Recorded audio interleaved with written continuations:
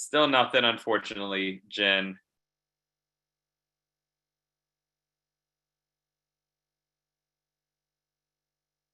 Made you the Oh, host. I will try. Yeah, I still get the same thing, unfortunately. I don't know if that's I What can is tell you what is slide the if we error again?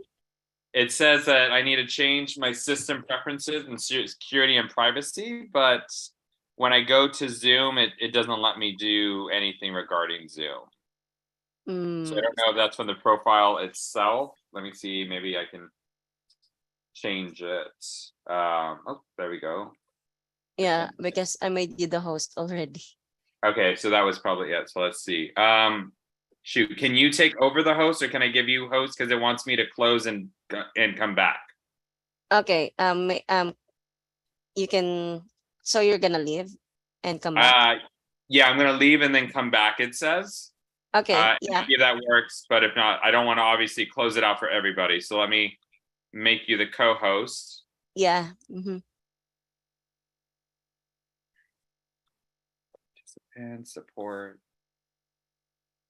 Yeah. Okay, I'm going to go It's ahead and make you the host. yeah. So I'll be right back, you guys, in about a minute or so.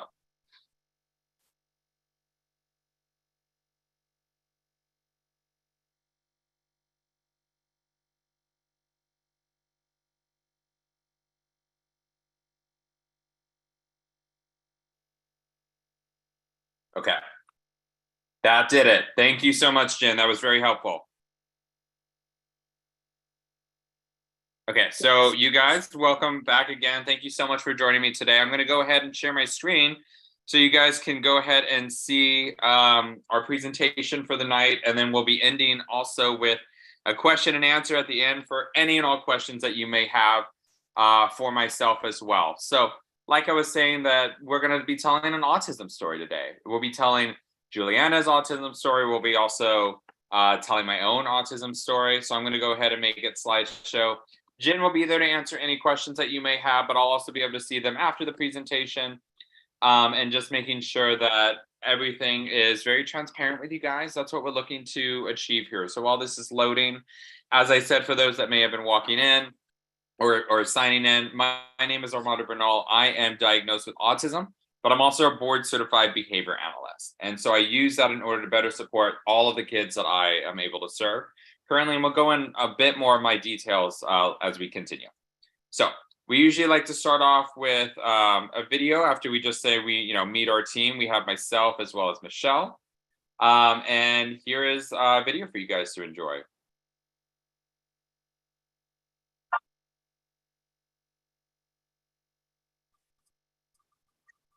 I remember when I got pregnant with my daughter, I felt so grateful and so blessed. My life up until that point had been pretty rocky. I'd had a lot of bumps and bruises along the way, and I finally thought that I was turning a corner and God was blessing me with this beautiful gift of a child. And I was just, yes, finally something was going in my way. And then when she was born, she was just absolutely perfect. I had all of these dreams and expectations for her. I thought of all the things that I thought she was going to do.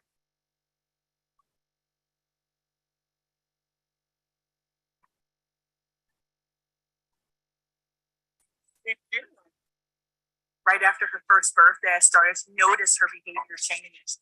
She went from, saying Matt.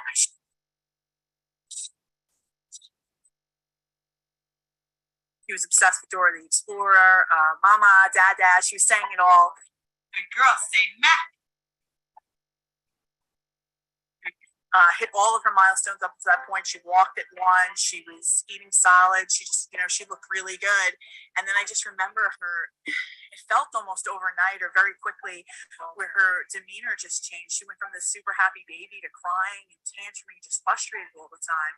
And I remember saying to my mom one day during one of these tantrums, like, where did my happy baby go? But I didn't think anything past it. I think I was kind of not ready to fathom that something could be off, even though maybe the telltale signs were there.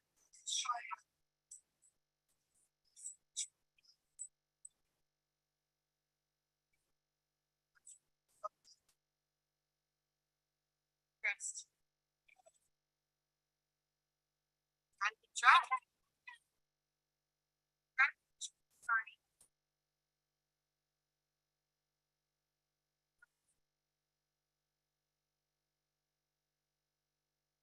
started to lose the words that she had gained. She wasn't saying mama anymore. She wasn't saying ma'am. She just seemed really disconnected from us.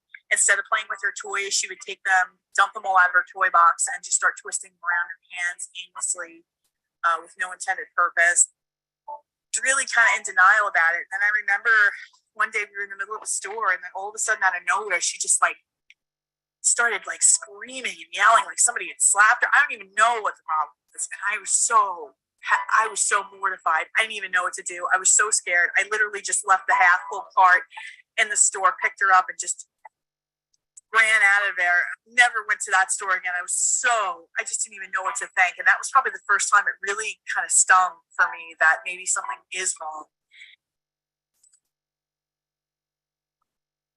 They diagnosed her. They didn't diagnose her right away. They said that, she was too young for a diagnosis. I didn't even know what they meant when they said that. I was like, diagnosed what? I just had no idea what they were talking about. And then they said, we'll come back in if you're not seeing progress. And I said, okay, and a couple months later, I'm watching these speech therapists play with her on the floor. I'm not seeing any progress, and felt like she was getting a little worse. And then we went for our 2-year-old wellness visit, and the doctor said that she was behind if she wasn't using 20 words with intent. And that was probably just the knife to my heart. At that point, I really couldn't deny that something was up with her anymore. So then I called the county back in, and she was diagnosed on the spectrum. And I remember that day, and it was worst days of my life. It was my darkest hour. I could easily say that. As a mother, as a woman, as just a human being, it was probably one of the hardest times I had ever gone through. And I remember just I went from being so happy with God, so thankful, to being so pissed at doing this to her and wrecking this beautiful gift He had given me.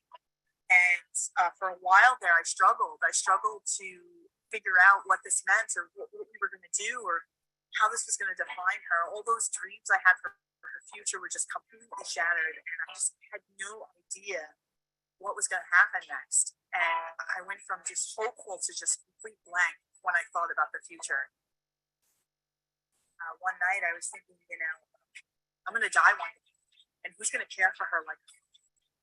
And something about that thought just snapped me out of my depression and my anger and my fear and said, listen, we got to get to work here. I promised that when she was born, I was going to be the best mother I could be to her. And that promise, it hasn't changed. In fact, she needs me more now than ever, not less. She needs me now more than ever. And I didn't know at the time what we were capable of, or what having those changes, that mindset shift for me was going to do. But I wanted to know that at the end of every night, I could look myself in the mirror with confidence and say, you do everything you could, Michelle, to give her the best possible. And if the answer was yes, then that was a good day. And I wanted the answer to be yes, 100%. And no matter where the cards fell, I know I could leave this earth saying I gave her everything I had, no regrets. And as I've navigated this world with her and walked away that day after having that thought, I really just grabbed the bull by the horns. I became her fiercest advocate.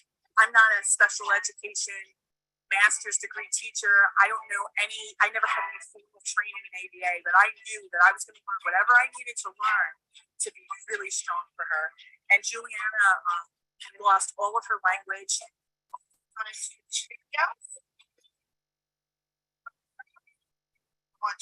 Okay. She was nonverbal when she was diagnosed. We taught her sign language.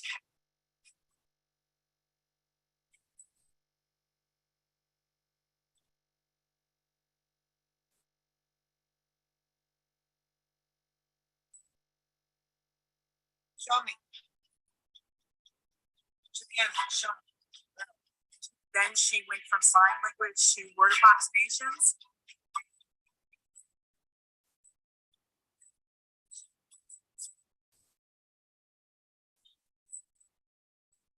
Then she started to speak.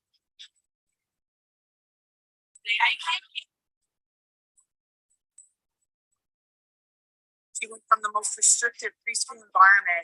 She was in 614, most restrictive preschool, special education preschool environment you could be in.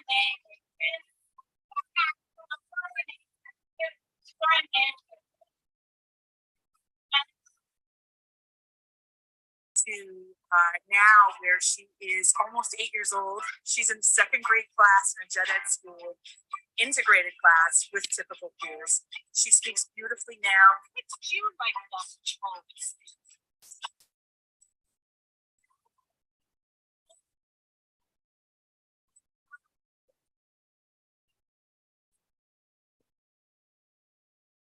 She has a personality. She has conversation skills. There's still things that we need to work on, but for the most part, her future went from black to now having possibilities. And none of that could have happened had I not kind of gotten out of my own way and really hit the ground running, starting to take action for her. And I can't say that I can do that for every parent I coach, but what I can tell them is I will have them feeling like I did, looking myself in the mirror, you looking at yourself in the mirror and saying, I was everything I could be for her today. I have no regrets. And whatever happens, it happens. It's really for us as parents to know we fulfilled the duty that we promised when we had these children, which was the best versions of ourselves to live, to raise these children. I've helped now hundreds of mothers, coach them one-on-one to do the same things I did, to help them to be strong, to help them to craft plans where we're seeing constant progress. This is what I want to do. I want to give you the chance that Juliana's had. I want to give you every opportunity to give your child that kind of chance.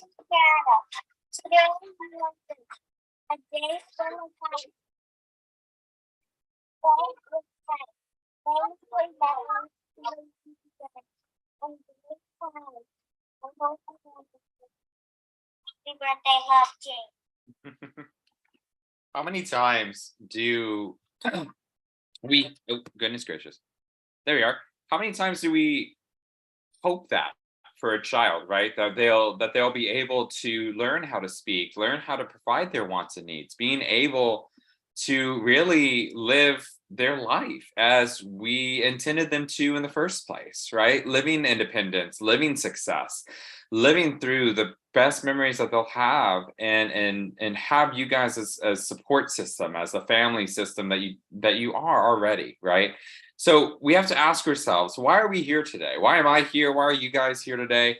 It's because we want to have the child start to communicate with you, right? We want to be able to have them become as independent as possible.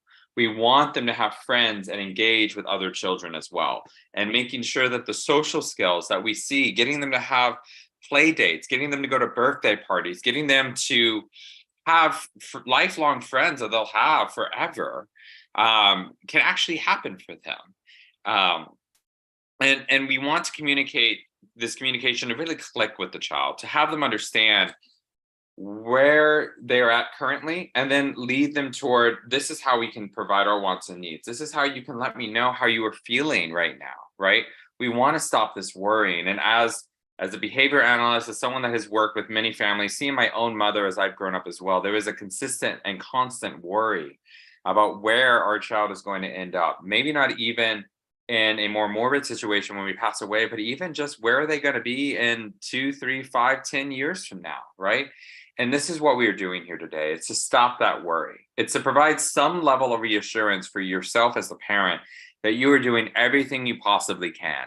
And I would argue as well that you are already doing so much as it is for even coming tonight. So again, I want to thank everyone for being here today. And it's also significant to understand how to want to stop the feeling like every bad thing in the world is going to happen to them.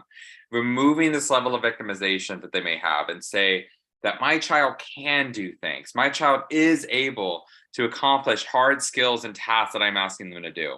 And most importantly, having them to want to stop feeling like you can't live your life. As much as you want to live your life for your child, that's great, but it's also getting you back into your life, being able to go out with your friends, go out to the movies, to the parks, the museums, and have so many great family memories. So Michelle is always saying that there is a big 3 different skills that we are looking to have every child with autism achieve and reach a level of independence. That would be, number 1, potty training. We want to make sure that those kids are able to go into the potty no matter where they are, who they're with, when it is, they will go in the potty. We want to have problem behaviors at 0, and if not, as close to 0 as possible, and can sit and attend. These behaviors we're talking about, you guys know the names of them: biting, hitting, kicking, a full-blown tantrum in the Walmart because we didn't get them their favorite toy that they really wanted that day. And also communication skills, being able to provide their wants and needs in such a way that they can really develop a form of communication that everybody around them is able to understand.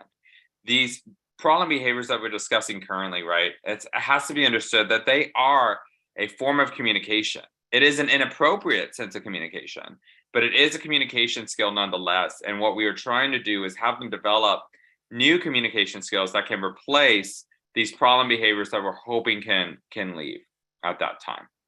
So here's my story before I play this video. I personally don't like hearing my voice all of the time. But a little bit about me for those that came in, right? I am a board certified behavior analyst. I've been a special education teacher. I've been a clinical director. I'm diagnosed with autism. I was diagnosed at age 3, and doctors told my mother that I might as well learn sign language because I'm never going to be able to speak. And I've used that kind of diagnosis to help out so many other parents that were in my mother's situation where the doctor gave her the diagnosis and sent her on her way. And I'm with Michelle this evening to make sure that I can support as many parents as possible.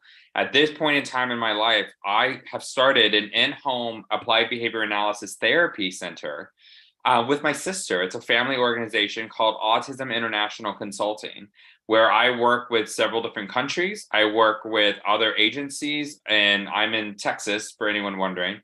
And I work toward achieving independence for each child that I work with, from 18 months old to 18 years old, if not even later than that. So with that being said, I'll play my video for you guys to learn a little bit about my story. Okay, so I want to know all about you. So I want you to tell us what you were like, how old are you, where you're from, tell us like about you as a baby, like what your parents told you, all that good stuff.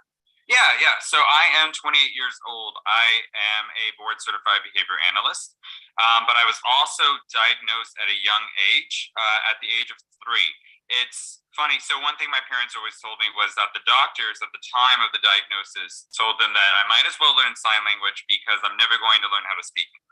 And now I host a podcast. So it's very ironic in that situation. And growing up, things were very difficult behavior-wise and social-wise. I still suffer from some things today. It's just in a more positive light, and I have more self-regulation than I did before. I jokingly say, if you ask me, I was a perfect child. My parents probably don't think so. So with my mother and my family, we grew up very poor. We didn't have a lot of support, or a lot of like ABA therapy was not something we took part in because we could not afford it. And so my mother went to libraries to find new things about autism or different kinds of interventions.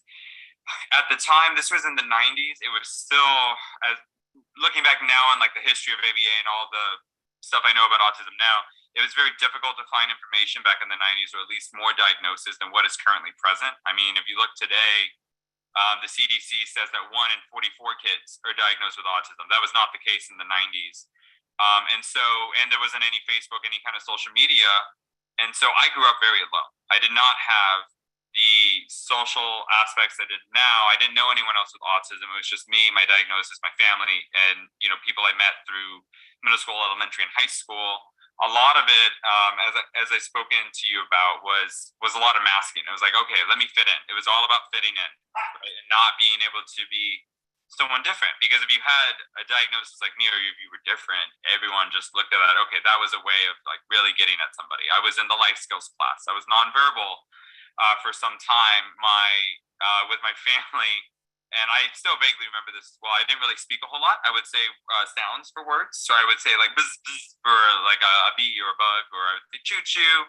And this is at 4 or 5 years old. And, typically kids speak at that time.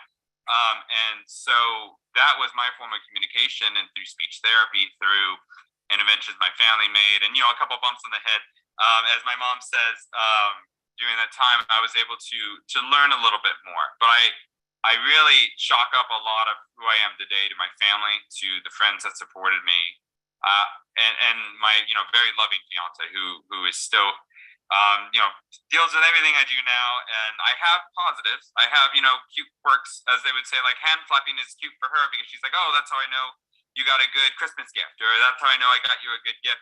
Things like that. But there's still some things I still struggle with. If things get really difficult, if there's social changes, or if there's changes in my schedule, I try to be as flexible as possible. But sometimes I had self-injurious behavior growing up, and I still do at times. It's still more self-regulated. But if I didn't learn something fast, I would hit myself with a textbook, or I'd hit myself with something just to feel better about things. And that's the part of my autism that I don't speak a lot about, but I wanted to try and be more open and more transparent, that I still have those difficulties, but thankfully, because of the support system I've been given, it's easier to cope with, because I have others to look at for social involvement and social cues. So looking back at your parents, because this is a lot of what my program focuses on, is that how what parents believe about the diagnosis can make or break the outcome that the child could potentially have. I know that's what I felt. I felt a shift in me when my thoughts changed about my daughter's future. So looking back on your parents, we had your mom who was very gung-ho, ready to do anything she needed to support you, and your dad was kind of like struggling with it. How did they kind of come together to, I guess, bridge the gap, so to speak, to get you what you needed? I think it was finally just them realizing that, or at least my father at least realizing that there's something that wasn't going to be fixed. Why is he not talking? Why is he not relating to others? Why is he not interacting with kids at that time? And I mean, I guess it would really probably hit him when I got into the life skills program, and it was finally like he needs some help. And so I remember I would be more in the life skills where I was with these kids, and I have pictures in the yearbook where I was with it would say life skills, or I would be with other, like my best friend was in a wheelchair, and they also had like more severe autism at that time. And so I would be there, and finally my father came around, and it was more of just getting us to relate more. We didn't really get along as well. Looking back, I don't think it was like, oh, we didn't like each other. It was more of just like a misunderstanding of what each other were looking for. And I relate some of it to just a lack of understanding overall. Like my father didn't graduate from high school. I think from what I remember, he dropped out in 7th grade. Wasn't big in education. Very brilliant, very intelligent person. Just did not do well in the school system. And so it was just a lack of knowledge that really pushed it. Thankfully, like I said, this support systems do make and break. And I mean, that's something that's really great about your program, is that and the guests that I speak to on my podcast, that it really changes the outcome depending on if parents are involved, if friends are involved, if you have some kind of person to relate to that can support you. I don't think I would be where I am today if it wasn't for people pushing me to do what I've done now. So let's talk about some general. I always say there's 3 foundational skills every child on the spectrum needs to progress. Actually, it's like almost 3.5. But number 1 was potty training. Number 2 is have some form of communication, and number 3 is kind of like no problem behavior, or minimal problem behavior, or can sit and attend. When would you say you had gotten those 3 foundational skills? I would say that I was very fortunate, because that spectrum, right? It's such a wide spectrum. So I'm obviously on the very far end of that. But the communication didn't come until 5 or 6. I wasn't fully at a point where I was very functionally with communication until probably 4th or 5th grade. So that would be like 9 years old, 10 years old. Wow. I didn't test out of speech therapy until that time. I mean, I still have some minor issues, but nothing that really gets in my way of communication. With potty training, like you said, I think that was a bit later as well. Probably around 4 years old, and the typical is like 2. And what I tell my parents now, putting my BCBA hat on, is that the earlier you do it, the better, right? Because at some point a child realizes it's so much more convenient to just go on yourself than having to go to the bathroom. And so that, I mean, that's the same concept with that is thankfully, even though I was able to get out of it. But I mean, some parents aren't that lucky. Some parents are still having to deal with that. I have on my caseload currently, I have a 9-year-old that is still potty trained, or a 10-year-old is still potty trained. You don't imagine the amount of work that a family puts into it, like when you're growing up, and then you get older and And you're like, what were you doing? Why were you doing this? And I'm sure all of the parents on right now, like you can talk about that, and it's just like you talk about your kids and you talk about, this didn't work. How do I fix it? Or what do I do next? Okay, this strategy didn't work. What's the next step? As a mother that pushes her child a lot and really puts a lot of effort in, and for all the moms in here, I am telling them to do the things that I did. I'm trying not to be the emotional host, but I can't help to think that I hope that one day she does understand that I was trying to hurt her. I was trying to help her. And this gives all of us moms, because we talk about this a lot, like that we talk about using iPads for reinforcements, and a lot of parents are against taking it away because they feel so bad. And there's just something so good in hearing this as a mother, that you realized what they sacrificed to help you be stronger, Not a dry eye in the house, I'm sure, because we're all in the same house. So I appreciate you sharing that. One of the things I did want to think about here is, like, when do you feel like, what do you think the home, the work that the mom and dad and your sister did in home was the major catalyst for all the progress you had? Or do you think it was these schools they were putting you in? What do you think was the made the biggest movement for you progress wise? Parents. It was my parents. It was the parents, and it was my parents, because sure, the school was helping, but it was also still a public school. I didn't go to a private school. I didn't go to a charter school. Everything that I am, I know it's because of the parents. I mean, it's because of you guys, everyone on this call. Like, your kids will love you forever, and it's everything that you guys are doing for them. Every intervention, everything that you're like, oh, this isn't working, but at least you tried it, and at least you gave it a shot. There's some parents that may not do that, and I mean, just being on this call today, it's such an honor and a blessing to talk to each of you. You're what's making a difference. I took that video, I guess now 2 years ago, and it still hits me, right? And it's still something I very much believe in. And what I tell the parents I work with as well is this idea that, oh my goodness, every time with these videos, man, so sorry, you guys, is that you are the reason why your child is able to do what they do. As that parent, as that guardian, as that grandparent, whoever you may be, you are the reason why your child has reached the level they have, and why they are continuing to excel, right? And as a board certified behavior analyst, as that individual with autism, I'm just here to try and help out that child even further, and as well as try and help out you as that guardian, that parent, even further, to really get to them and allow them to reach the level of independence and success you already knew that they were able to do, right? So why joining this is so prevalent, right? It's because you get personalized strategies from someone like myself that focuses on individualization, that focuses on the ability of meeting your child where they're at and thinking about what is the next step. I tell a lot of the parents I work with in my company that, yes, your child is 2, but what about 12? What about 22? How can we get your child to the level of success that we're talking about? We would like to have potty training completed with us, right? We have so far a 100% success rate. Michelle is the absolute master when it comes to potty training. I have had several procedures with potty training as well with the kids that I serve that have worked very effectively as well. And we are wanting to make sure that this is a continual thing for your child, that they're able to be potty trained, finally, give rid of all the diapers and finally give them the underwear that they can have, right? Being able to reconnect with your child. And because of the communication, being able to really have that kind of level of conversation that you knew that they could have. And we're also going to reach to the root level of where your child's problem behavior is. In behavior analysis, in what I do, is focusing on what is the purpose behind every action your child does? Why do they do what they do? And we not only treat it, but then we make sure that we're not just treating the symptom. We try to find the very root of a cause and pluck it out so we don't see these negative behaviors, these hitting, kicking, biting scenarios again. And when life happens, we can help you get back on track. If regression happens, that's okay, right? Behavior is simply learned actions, and it may come up again, and that's fine. But that's where we come in to, again, tell that child, this is what we are looking for. This is what we are looking to achieve here. there's only one true failure in doing anything like this, and it's the idea of quitting, right? We're going to learn from trial and error. The reason why we're able to do personalized strategies is because we're going to make sure that it is individualized for your child.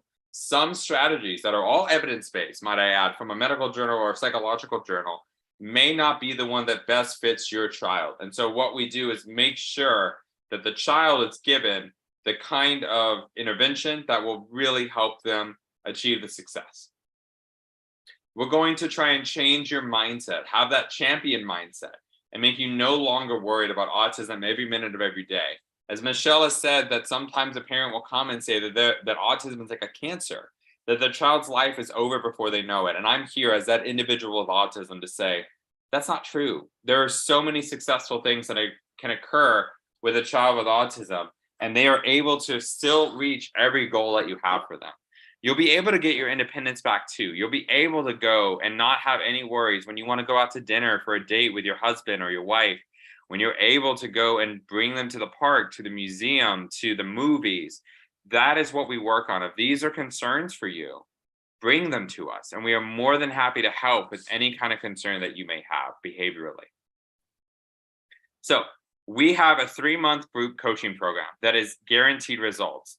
When you join, you are able to get support in potty training, communication, stopping problem behavior, social skills, picky eater programs. If your child is only eating veggie chips or goldfish, we work on that as well.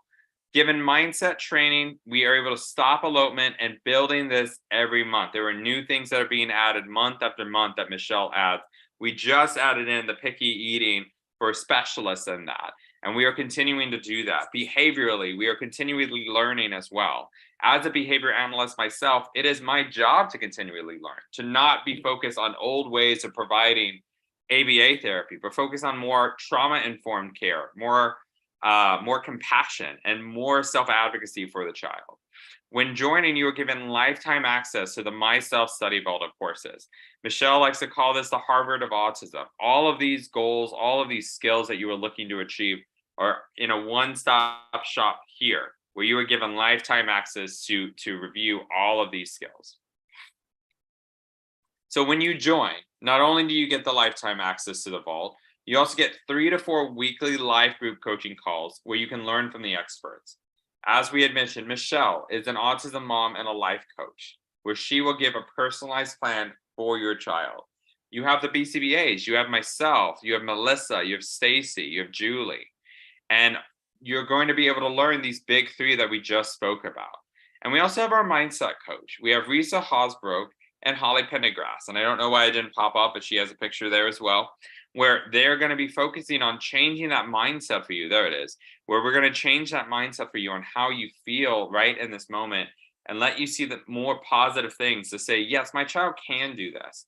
Because I definitely guarantee you that your child is being as successful as they are, will be as successful as they are, because they know that their mom, their dad, their family believes in them. And when you can believe in your child and have the support from myself, Melissa, Stacy, and others, there is going to be success that can be done. We have monthly specialist calls from a registered dietitian who's also an autism mom. We have a speech language pathologist that is also an autism mom. I actually worked directly with Jessica Colon through one of our own programs here. She found Michelle, saw the great things that she did, and then decided to join as well and be a specialist that can further help more parents in need, right? Everyone gets their questions answered. The weekly calls are supposed to be an hour long. I'm usually on there for an hour and a half, 2 hours to make sure that everyone gets their answers to any question they may have. And that's very typical for us. There's a private Facebook group community where people are always messaging and saying, my child just went to the potty. That's so cool. And having a lot of praise, having a support group, finally having that tribe that you're looking for to better support you, to have you understand that you're not alone, that you have other people that are going through the same things as you and can better support you. And you can also email directly. You can join Michelle and email and have the understanding that we believe that your baby is our baby. We just really want to support you and make sure that your child is able to do as much as they possibly can. There is also an action-back guarantee that if after 90 days you don't get the results you came for, you can stay in the program till you do and you get the results you want, or you'll get your money back. And that is 100% satisfaction guarantee. I take it very personally. I want to make sure that your child is being as successful as possible, and so do the rest of the BCBAs and Michelle. So tonight only, Jen is going to be posting a link. There is a bonus. So if you sign up tonight, you'll get one private session with me. So you have one 20-minute private session with Michelle, which is $1,000 value, and a 20-minute session, private session with a BCBA. That's also $1,000 value. And being able to have a very individualized approach to make sure that you are getting everything that you possibly can. Not only this, but instead of the 3 months, you will be given 5 months in the program to make sure that you are able to get as much as you possibly want, as many questions as you want answered. I'm on a lot of these calls, and just making sure that every question is answered is so imperative to me. That's 60 plus calls if you add it all up to change your life and make sure that you have everything you need to see your child succeed, regardless of the diagnosis of autism. And now there's a third bonus. If you sign up by midnight tonight, you'll get $500 off of that program to make sure you can get everything you possibly can. So to wrap it all up for tonight only, Jen is going to be posting that link to sign up. The investment would be $24.97. Or if you break it down, that's 3 payments of $878. Or if you break it down further, that's 4 payments of $660. We want to make sure that the financial aspect is not the root cause of why we are not able to serve your child, right? We want to make sure that we are able to support you as much as possible. So normally this $29.97 is what it typically is, but if you sign up tonight, $500 off gives you $24.97. If you do the math even further, that's about $16 a day for 70 plus calls to change your life. And all bonuses will go away by midnight. So Jan, again, is putting in the chat right now that link in order to make sure that if you want to sign up, you are more than welcome to. And I would love, love, love to see you guys and really be that BCBA for you that you may be missing out on. There's this word on unicorn syndrome, right? That Juliana is different than my child. Armando is different than my child. My child has severe autism. This works for other kids, but won't work for mine. That my child is broken. All of these things I have heard again and again. And I'll tell you, even with the severe autism, I have worked with multiple ages, multiple severities, self-injurious behavior, aggression, tantrum, verbal threats, actively working on the threats that are given. All of these things, right? We just want to make sure that we are able to support you. Having to go through this self-preservation state of having this unicorn syndrome, right? It's if you stay here and you never put yourself out there, then your hopes and dreams can't happen, and therefore you can't be hurt. But that also means that you're at a standstill, that you're not able to really move forward with the success that you know your child is able to do. And it's this idea that you can't risk to try and fail, but if you don't try at all, in a way that is failing, because we want to make sure that you can be supported. We want to be that support system for you. So joining me tonight, all of these bonuses will be there, and they end at midnight. So please join now. Jen is posting again in the chat box for you guys to join and to click the link in the chat to enroll. And again, we want to make sure that we can do as much as we possibly can for you. So right now, I'm just going to give some testimonials from some of the parents we've worked with to make sure that you feel as supported as possible and understand this is what they felt after the program.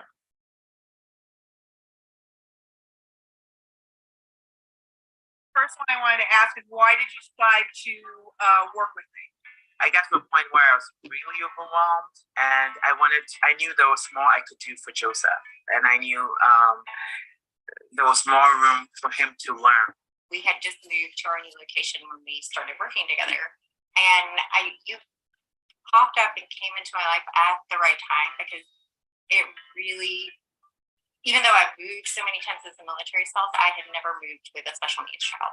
I would say our biggest struggles were I just didn't feel like we had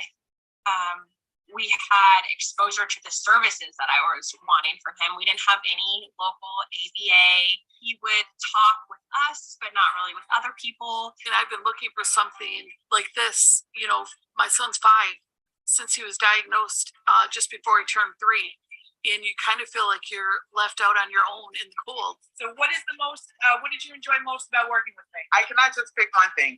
From the start till now, I love everything. Your motivation, how you break things down, how you make it seem easy, and not just seem easy, but you give the tools and the steps of making it easy, breaking it down. Well, you helped me pinpoint what my anxiety were, the steps I needed to take, and like made it less abstract than some other people had made it for me. I mean, it was everything. Telling me, when you talk to your insurance, you ask them this, you speak to this type of person, and it just started taking that load off where I could see the accomplishments and I could see through the fog. And So I kind of just wanted to ask you, if someone just found out that their child was diagnosed with autism, how important is it for them to have someone supporting them through this process? For example, like I'm a parent of a child who's nonverbal, who's now in an integrated second grade class with neurotypical children. Someone I've had experience to advise, so I can help advise somebody through this. What options are available for their child, assisting them in finding the right treatment. Is that something that you agree with? Oh, absolutely. Because I just talked to mom the other day. She had her 2-year-old just been diagnosed, and she didn't know where to start. Yeah, you can't do it all yourself. Yeah, your mom will get completely stressed out. That does not. All right. So now, I guess, where are you now? You and your child, now that you joined the program. so we were not potty trained. We were not talking much. We were not. He wasn't able, if I told him to go get something, do any of those things. And now he will, he's totally potty trained. We go everywhere, just in our undies. We don't have to worry about that. He is speaking way more. He's gained so much independence, his ability to do things. And I can tell him, Easton, go into your room and get your shoes or get your socks, and just seeing that he understands what I'm saying and he knows, and he goes, does it, so happy with himself. When I called you at first, I was really overwhelmed. But now, probably, I would say I never get overwhelmed, but I'm able to retrace. You helped me formulate the confidence in myself to realize I'm ready and to really go for it. And I would not have thought you do it. And he's now potty trained, doing it on his own, taking himself, and it went so much better than I ever could have imagined. Would you recommend our program to any moms or dads that are going through this right now? Absolutely. Hands down, of everything we've done, any book, this has been the best thing. This was the most support, and all the way around. Any day, I will recommend you. I will recommend you. Whoever has a child on the spectrum. Yes, I don't want to stop. Well, we're friends for life. Don't you worry. Sisters for life. I mean, if you have a chance to do this, I definitely recommend it. It has made all the difference. I will recommend Michelle because she will walk you through. And it's not just about your kid, it's about you too. Just having so much support in the different areas. It wasn't one little thing, it was like a full spectrum of support. And you're still helping me work through, how I can view everything better, how I can improve, and how I can improve myself so that can improve outcomes for my kiddos. Whoever is out there that's confused, thinking there's no help and they are all by themselves, no, you're not all by yourself. Get with Michelle. Absolutely, hands down, I would recommend this a million times. That always makes me so happy because I knew a lot of those people, and it's always just really great to see them again. So with that being said, Jen, it is now time for the Q&A. I believe Jen has been posting the link to sign up on here as well. But while we keep going, so the way I typically do this as well is if you have any kind of questions, you have the Q&A. I see some people put it in there as well. But also you can chat away, you can raise your hand. That'll probably be the best thing. So if you do have any questions for me about my own autism, about my diagnosis, about ABA, about being a BCBA, about behavior, your child individually, that's where this is at. And if you stick around at the end, Jen, I do believe we're still giving away a free session with me. Is that correct? Yes, like after the Q&A, we will do raffle after for the Q&A. everyone who's gonna be here. That's perfect. Yeah. So go ahead, you guys. If you have questions, please feel free to to raise your hand. I'm also going to leave my Instagram for you guys to follow. It's at autismintl if you're interested in learning more about my ABA company as well as my own path with autism. Please feel free to follow. It's just at autismintl. So with that being said, what questions do you guys have? I'm happy to answer all of them. We also have questions in the Q&A. Oh yes, let me go ahead and get started with those because that's fair for that. Okay, so Jeremy Johnsey said, I'm very nervous to put my 2-year non-speaking daughter into an ABA center. Do you notice oh, this is a really good question. Do you notice a difference in progress between center and home-based programs? Honestly, so I've done both. That's a really great question, Jeremy, and I hope you're still here. And if you have anything else to add to it, by all means, let me know. But I'm sure other people have this question as well. Is that yes, you are great. Is that I've done both. I've done clinical and I've done in-home. Whereas in the clinic, it was good. I personally have enjoyed more of the in-clinic type of thing because you have a lot more socialization aspects. So for your child to have more socialization opportunities, and that's probably going to be best, especially if your 2-year-old doesn't have any kind of siblings. Whereas in the in-home, it's also great because you see the naturalistic way of doing things, and you can still do like community events where the child is able to get social opportunities. But we would meet you at a park, or like just the other day, I went to a bowling alley with one of my kids because he needed to work on social skills. He loved bowling, but he was very scared to talk with the friends that were bowling with him. And so we were able to bring him over there and really try and support him through that. So that was very exciting. So I don't want to necessarily say there's one that's better or worse than others. It's really going to be about what is best for your child and what is best for your family. Again, with in-home, you need to be, a parent or guardian needs to be at the home at all times. We can't just be left with your child. Whereas in the clinic setting, you would be able to leave your child and drop them off, much like school. And also, just fun fact for everybody, because I've seen some people aren't aware of this, is that at least in Texas, you have to check state by state, is that ABA therapy is considered medically necessary treatment, which means that you can go to ABA therapy instead of school. And that BCBA would then just sign you a doctor's note, much like you get at a doctor. They were going to go and if they were sick, right? And it can be full-time. So you can do full-time ABA, or you can do hybrid ABA where it's part-time school, part-time ABA. You go 3 days a week to school, 2 days to ABA. Doesn't really matter. It's just really going to be dependent on your ABA center. Jeremy, I hope that answered your question. So if not, I'm pretty big on following up. So, if it didn't, raise your hand. Barbara, I see you. I'm going to go down the line for the Q&As because that just seems fair. And Jen is going to keep me accountable on that, which is great. So Dacia, if I said it right, says, what about a 30-year-old child? He's never made it mentally past 15. With that, oh gosh, sorry, things are happening is going to answer. Or I guess someone's typing it. Anyway, so we're able to work with older people, right? That's not an issue.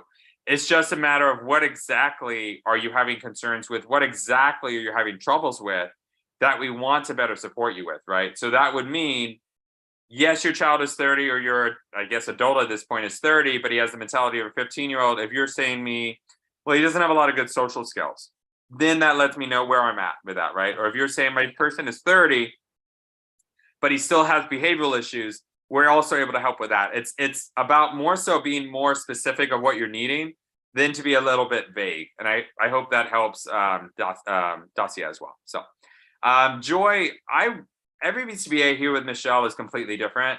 So I work in my own personal time. Again, I own a company where I provide in-home ABA therapy. I work with 18 months to 18 years old, typically. I want to work with older, and I have worked with older.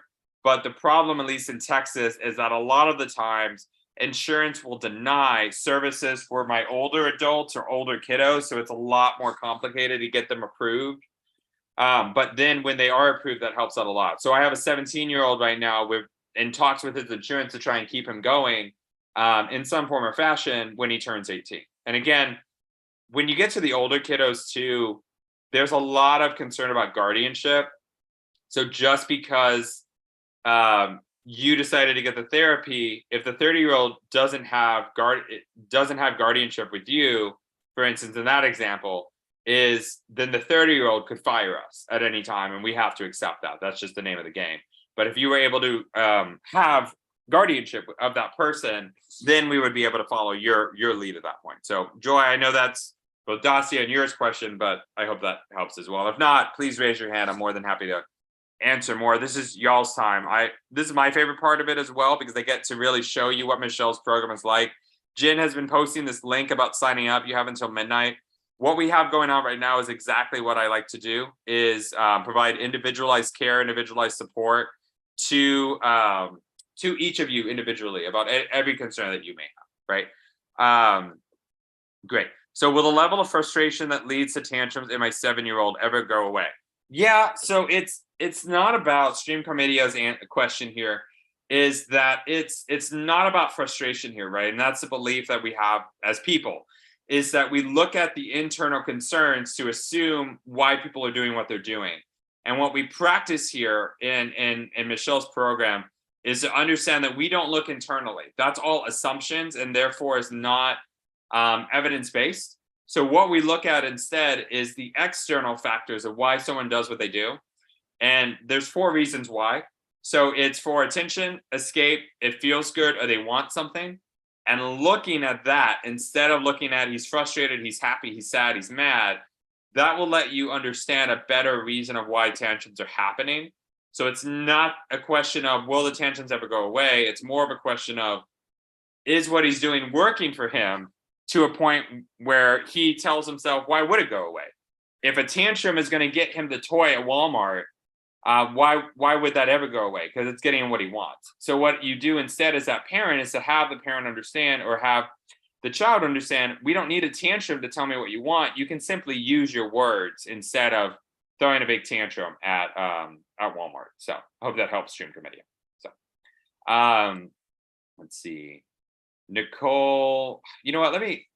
I lost track. Okay, so I'm gonna go with Barbara Carlisle. Jen, I hope that's okay. I just want to make sure I'm fair, and she's been holding her hand up for a while. So Barbara, how can I help you? Oh, I have to. Okay, you permitted it. That's good. Thanks. Okay, can you hear me? Yes, I can. Okay, great presentation. Michelle's wonderful. Here's my thing. I have 7 children. I've been a master's prepared nurse for 55 years, so this is new to me. I only have 1 child with developmental delays and autism. So I'm just out there learning, and you guys in seminars are excellent, and it's so great to hear from you. But here's my thing. With ABA services, you know, you mentioned where, you know, they could go full time and then they could do half days and that sort of thing. This is the thing that I see with ABA services. You all can say that, but you do not provide, a lot of them do not provide speech, they do not provide OT, they do not provide PT, and they do not provide the structured classroom. I have a doctor that is the pediatrician, and her specialty is with autism and developmental delays. And she wants my daughter to go to school full time and get the services afterwards. There are so many services now, these companies, all they're doing is the 8 to 5, and that's it. They're not doing the in-home services and stuff. And that really is an issue for parents. I mean, it really is. I do agree with my pediatrician. I'm medical, so, you know, it's her expertise. But I would like to get you all, because this is your specialty, to get into these schools and you get paid to do your ABA in the schools, because you know, there's federal funding matches with this, and I'm in the state of Illinois. But I would really, I mean, the power that you guys have, you know, with your BCBAs, your speech therapists and stuff. I mean, they're all different, but this one facility in Springfield is now offering speech with ABA, which I agree with, because my daughter has the apraxia speech. And it's so good to hear you. You know, my daughter uses the AAC LAMP device, which is motor planning, and it is for the children with autism. But the fight that I had with the schools to get that done, I finally had to find, you know, hire a speech therapist to get that approved through the insurance and that sort of thing. But there's always such a struggle. And I keep promoting my daughter. I mean, it was good to hear you say that, really, because my daughter does speak, but with the apraxia speech, sometimes is there, sometimes is not. We know it's like going down a railroad track, she's able to understand, and all at once the switch goes, and then, she can't say it. And then sometimes just things come out. But from what I got from you, you said when you were 7 or 8 or 9, you became fluent with speech. Because I had a speech therapist tell me from the school that Iota may never talk. And I thought, wow, you're a speech therapist and you say something like that. And I mean, it's just unreal to me that a lot of the professionals now want to live in the 14th century and not move forward with what's out there. The AAC lamp device is just what the autistic children need. But what I'm saying is, I think what you guys offer is great, but is there any way you can get contracts with the school? Because, the kids have, like what you're talking about, there's a lot of BCBAs out there in the schools, but what they do is they write the plan. But I mean, there needs to be training, with the parents. There needs to be training with the aides, the paraprofessionals taking care of the children. And I'm just asking you all for your help. I would like to see Michelle with all her expertise, you guys get involved with the schools and get, because federally matched, there's money there. What's your thoughts? So thank you. No, I'm chuckling because I'm going to try and hit everything you did right now. Okay. First of all, 7 kids. Is that what you said? I have 7 children. Good for you. That's awesome. Good for me. And that's I'm 69 awesome. 69 years old, and my daughter with autism is 8. So, wow. but I did the RBT training. It was a 40-hour course, and I did it because we didn't have ABA. So I'm pretty knowledgeable on stuff, but we need you guys as a profession. I'd love to see Michelle to address that. Here's the thing. Here's the issue. Not so much with the Michelle thing, right? Because this is what we do. Is there's different factors. I'm going to try and break it all down, right? As a BCBA, I am only able to practice, really, provide ABA therapy, kind of where I bill insurance kind of stuff, in Texas, unless I have a license to practice in other states as well. So that is in of itself an issue there, right? Another part of this is, depending on the region you are in, ABA companies are partnering with schools. But an example is Texas, where in Texas, ABA is not partnering with schools, and it's not because there hasn't been an effort to do so. It is because insurance in Texas says if you're going to be providing services in schools, then the child obviously doesn't need you. And so we're going to end services with ABA and have them go full-time school. So that's an issue there. Now, the next question of that is okay, we don't have to do that. We can do a hybrid of, well, maybe we just consult with the schools, or maybe we do that. Then the concern comes into each individual public ISD, which is what we have here in Texas, where the schools get concerned because they say, well, we have our own professionals. We don't need outside sources, because it makes them look bad through the media. So that's another issue. And then it comes into, they have concerns with, well, if they come in, they're going to try and take these kids away from us, and that's a budget and that's finances. And so therefore, we don't want them to take away our money. And so there's an issue there, and that's the really unfortunate thing. Now, again, I'm only speaking in Texas. I'm not as educated in Illinois and other areas, but it turns into a fight with legislation here in Texas, where it's, how do we combine the two? But with misinformation being out there, as well as this struggle between the public schools and us and taxes and all of that, it becomes a very difficult conversation to have. And it's slow paced, but it is moving in the right direction. It takes a long time.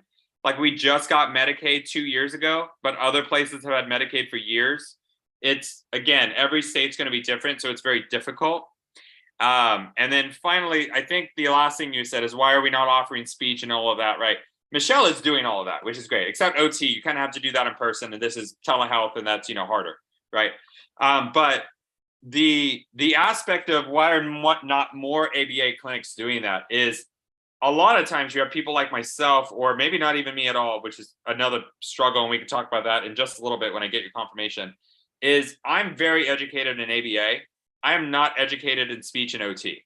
So if I was to then say, I'm going to hire this speech therapist to do speech therapy for us, I may inadvertently cause or get the wrong speech therapist that does not care about the child and does something like your speech therapist says, and like your child's never going to talk, which first of all, they have no idea of knowing that. There's no way that any speech therapist, any professional can ever tell you your child's never going to talk. They don't know that.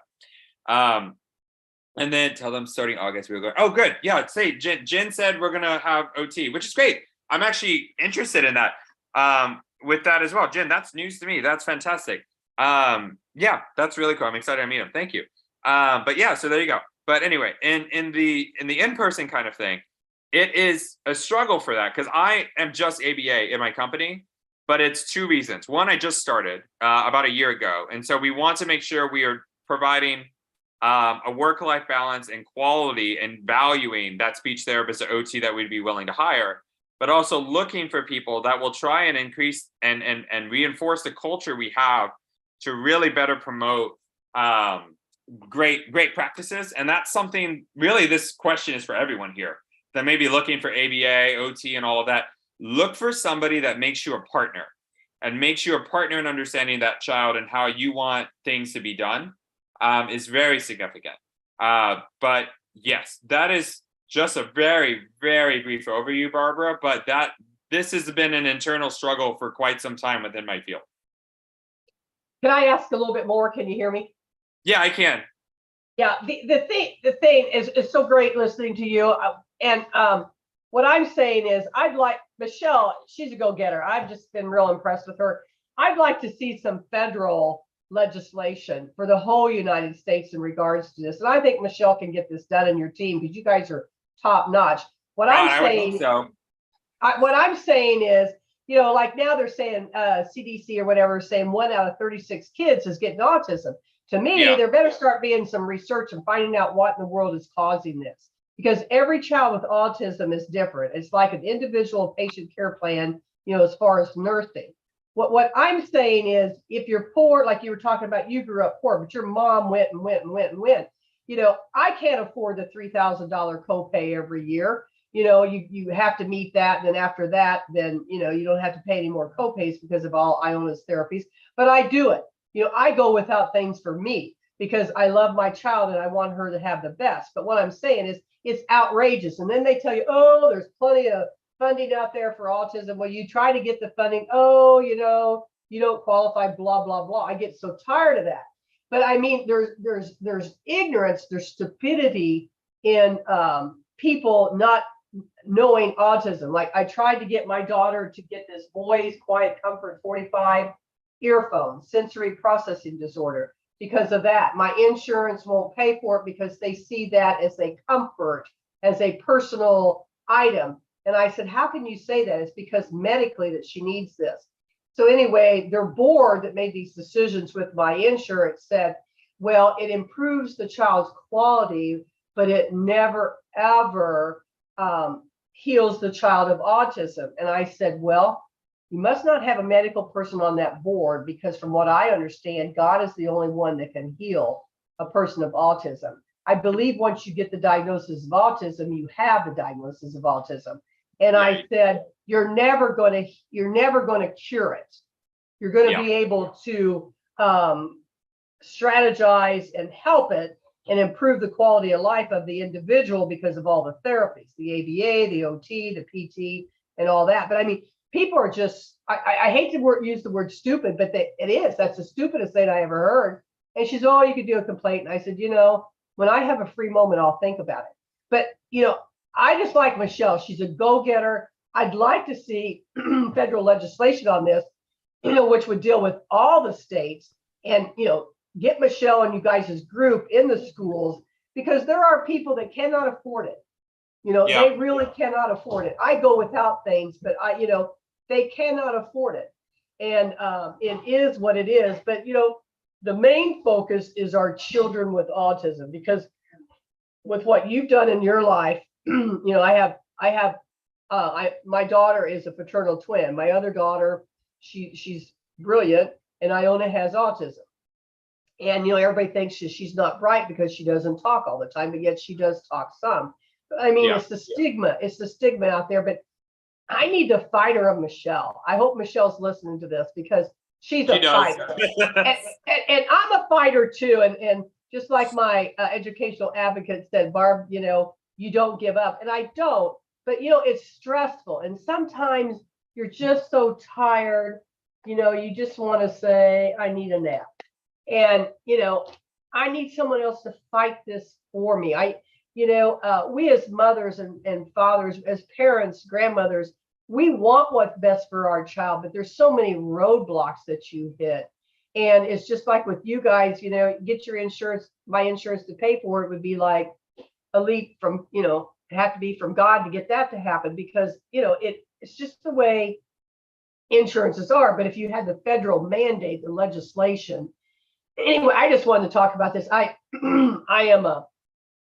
care for my child, and I think my child is where she is because of my husband and I, and 100%. Even the family. But I want her to be like, you know, to be able to, you know, get a job, you know, get married, have a family, and live with the family and stuff. I mean, if it wasn't for my educational advocate, I wouldn't have known that Iona could do 2 years of an associate college here in Springfield. They'll pay for that. So, I mean, a lot of the information just isn't out there. And, you know, we need a Michelle. I think Michelle can get it done. I mean, I do, Michelle. I listen to you, and you guys are all good. I love the speech therapist, the redhead. She just, you know, she teaches and does a great job. But we need you guys to help us fight, because, you know, one single parent, I fight for my daughter, but we need to fight for all the children with autism and give them the best. They don't want the some of them don't want the BCBAs in the schools, you know, to come in and help them. I don't know why, because a child with any behaviors, it would help. But anyway, we need you guys to fight for us. I mean, I know you're fighting for us when we enroll with you, but what I'm saying is, you know, 1 out of 36 kids getting autism, give me a break. Something's causing it. Yeah. Well, thank you so much for coming by for all of this. And, you know, I don't know if you've already signed up, but I hope you do. If you do sign up, it'd be great. Okay. Thank you. Yeah. Thank you. All right. So Nicole, I don't see a question here, so you can raise your hand if you'd like afterwards, but I will say it out loud for people. My son is going to regular pre-K 2 hours a day in August. He has hypersensitive sensory difficulty with food, and I'm afraid he won't eat. He knows how to feed himself, but he has no desire to do so. Lower hand. We are also having a hard time getting him to go to the bathroom, but he knows if you take him. I'm not seeing any questions here, but please do let me know, and I'll call you when you do raise your hand, Nicole. But yes, that is typically things that we see is issues with sensory difficulty as well as potty training. And that's what we cover. So Jen has been posting the link. Please do so and join us. And we would love to have you join so we can answer these questions.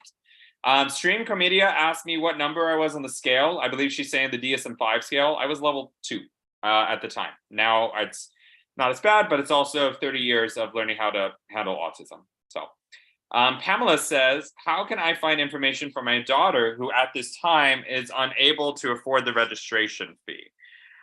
Really, Pamela, if you are not able to afford the registration fee, I'm sure if you reach out to the link with Jen and Michelle, you guys can talk amongst yourselves and see if anything can be done. We would love to help out and give, you know, more information about that. So Jen's been posting the link. Please make sure you sign up there. Barbara, we talked absolutely 100%. I would love to be a part of the school setting. We're working on it. So Summer says what level of the spectrum I was level 2.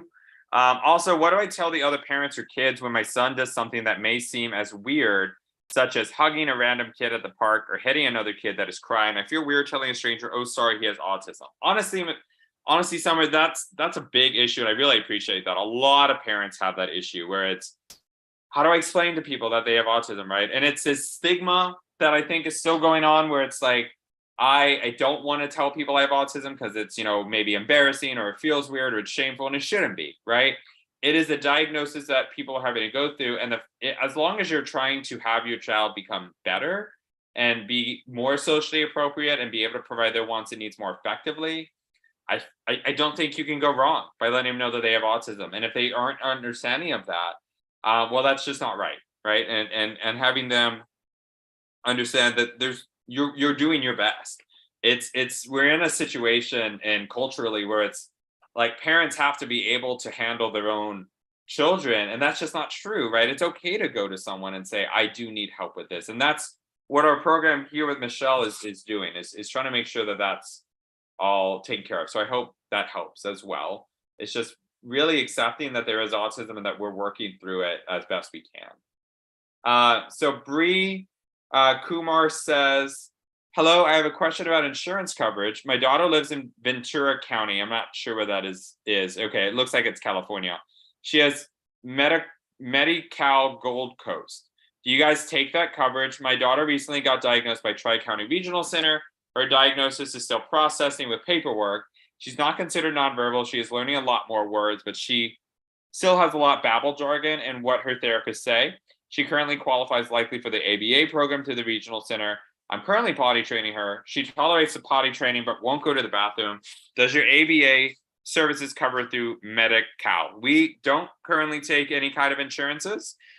We are out of pocket, but I will say that we do work with potty training. We work through communication, and all of that is something that we can definitely do for you. So please feel free to sign up, and we would love to see you at one of our meetings. I'm going to go back to the hand raises. I see Abigail and Ashley. So we'll go with Abigail first, and then Ashley, I see you had a chatted question, but since you're next, I'm assuming it's the same, but we'll go from there. Yes, Abigail, how can I help you? Oh, hold on. No, I gave you permission. You just have to turn on your mic. Hello. Hi. Hi. I got my question answered in the chat by Michelle already.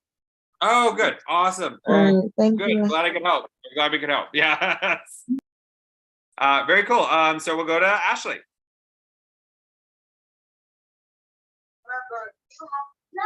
Hello. Hi. Hi. I had a question. My son is gonna be starting ABA therapy soon.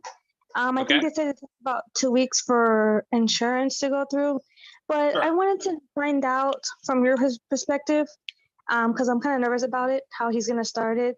How do they like redirect like behavior problems, like because he's starting to hit himself when he gets mad? Yeah. I've seen it a lot when he's at daycare. He gets overwhelmed, and he isn't a loper, so he'll run out of the classroom, and then when they bring him back, he's like hitting himself. So I want to find a way how to like advise him, like the daycare before he starts the therapy, like how they can help him.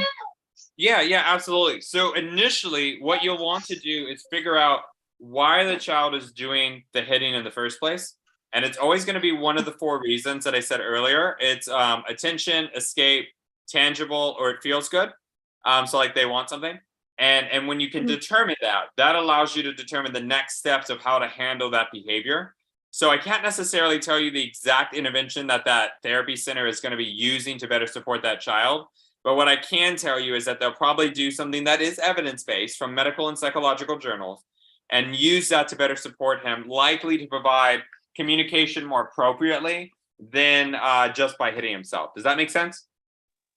Yeah, and I think a lot of it is from like the attention seeking.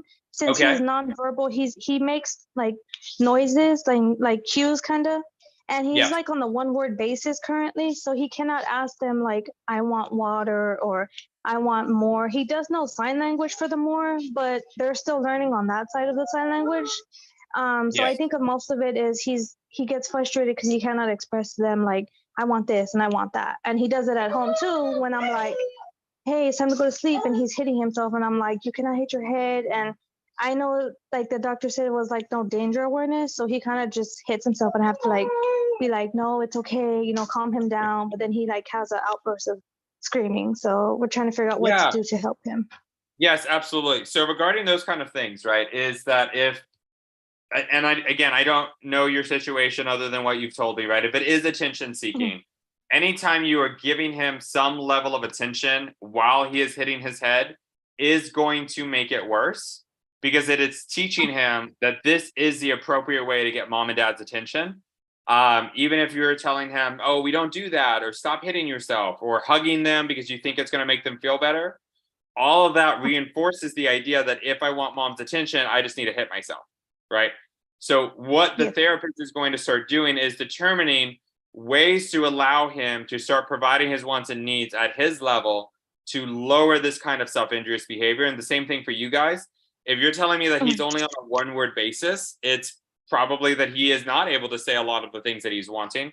And instead, what you're wanting to do at that point is to provide him sign language, like your daycare is doing it, but maybe be a little bit quicker and a little bit more of the things that you need him to learn, like my turn and more and go. Very vague terms that he can use through multiple different kind of scenarios. So that way it can be more effective for him. Okay, yeah, that's basically what they're doing. And they have like a PEX board that he had at school. So they have like his cup, his blanket, his woody, like major things he takes with him every day. But they're still working with him on like pointing on like, okay, what is it that you want? But most of the time he just, like I say, he hits himself, and then they tell me like, hey mom, he's like going at the kids. And I asked them like, well, what is it? Like, why is he doing that to the kids? Do the kids bother him? Are they in his space? You know, because they want to hug him, but he's not like, he don't want to be affectionate with the kids, you know, like he's more to himself. Basically. It's an advocacy thing too, right? Like if he doesn't want to get touched, he doesn't want to get touched. And that's his prerogative. And but then he has to be able to learn how to tell the other kids or the other teachers, you know, stop or all done, and doing things like that can really promote his own advocacy and also decrease these behaviors, because that may be some of the problem is that he's getting touched when he doesn't want to. Right. And I had a question about potty training, because he is 5, and I'm hoping that the ABA therapist she's in home, so she'll see him at daycare, but at home too, we're going to try to potty train him. So he does go one standing up, but when it's number 2, he's like completely scared of the toilet. He will not sit. He will scream if we sit him at the toilet. Only at number 2? Yeah. Okay. So number 1, regarding what we do here, Michelle is absolutely amazing. Your son will get potty trained. That's not an issue here, right? So if you sign up, that'd be great. But it's also about how do we work on this kind of potty training, right? Is you doing your own thing and the BCBA doing their own thing is not going to do well. It's your best bet is going to be following whatever the BCBA is going to tell you to do at that point.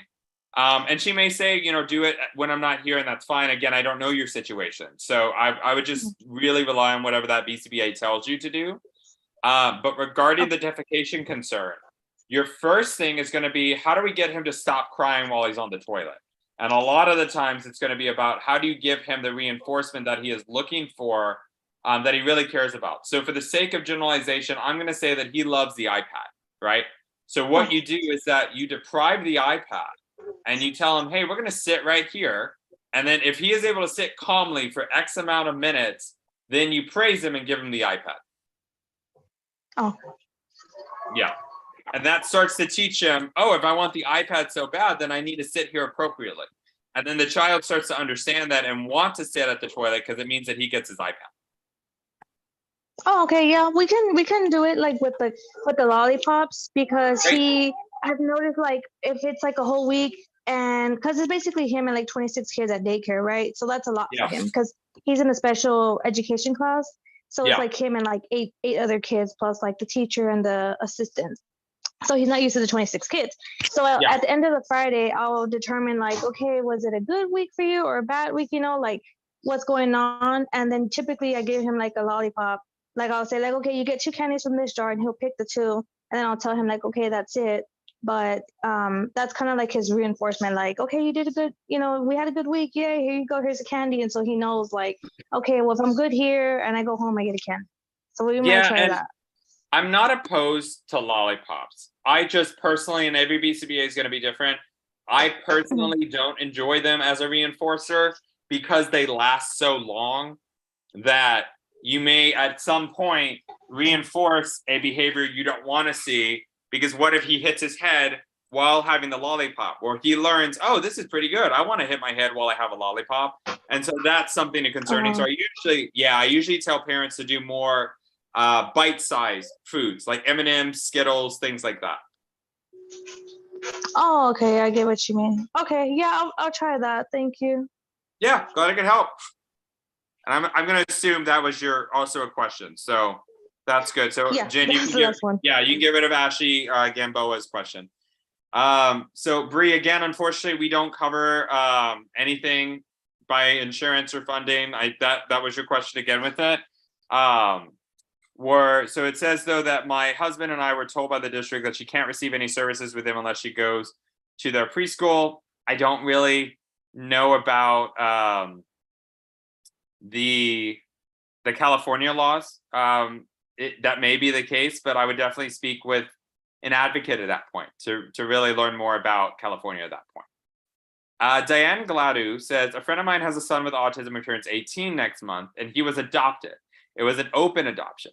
What happens when he turns 18? Can he leave the adopted mom's home, or does she have control of his life because he has autism? He's very smart and talks very well.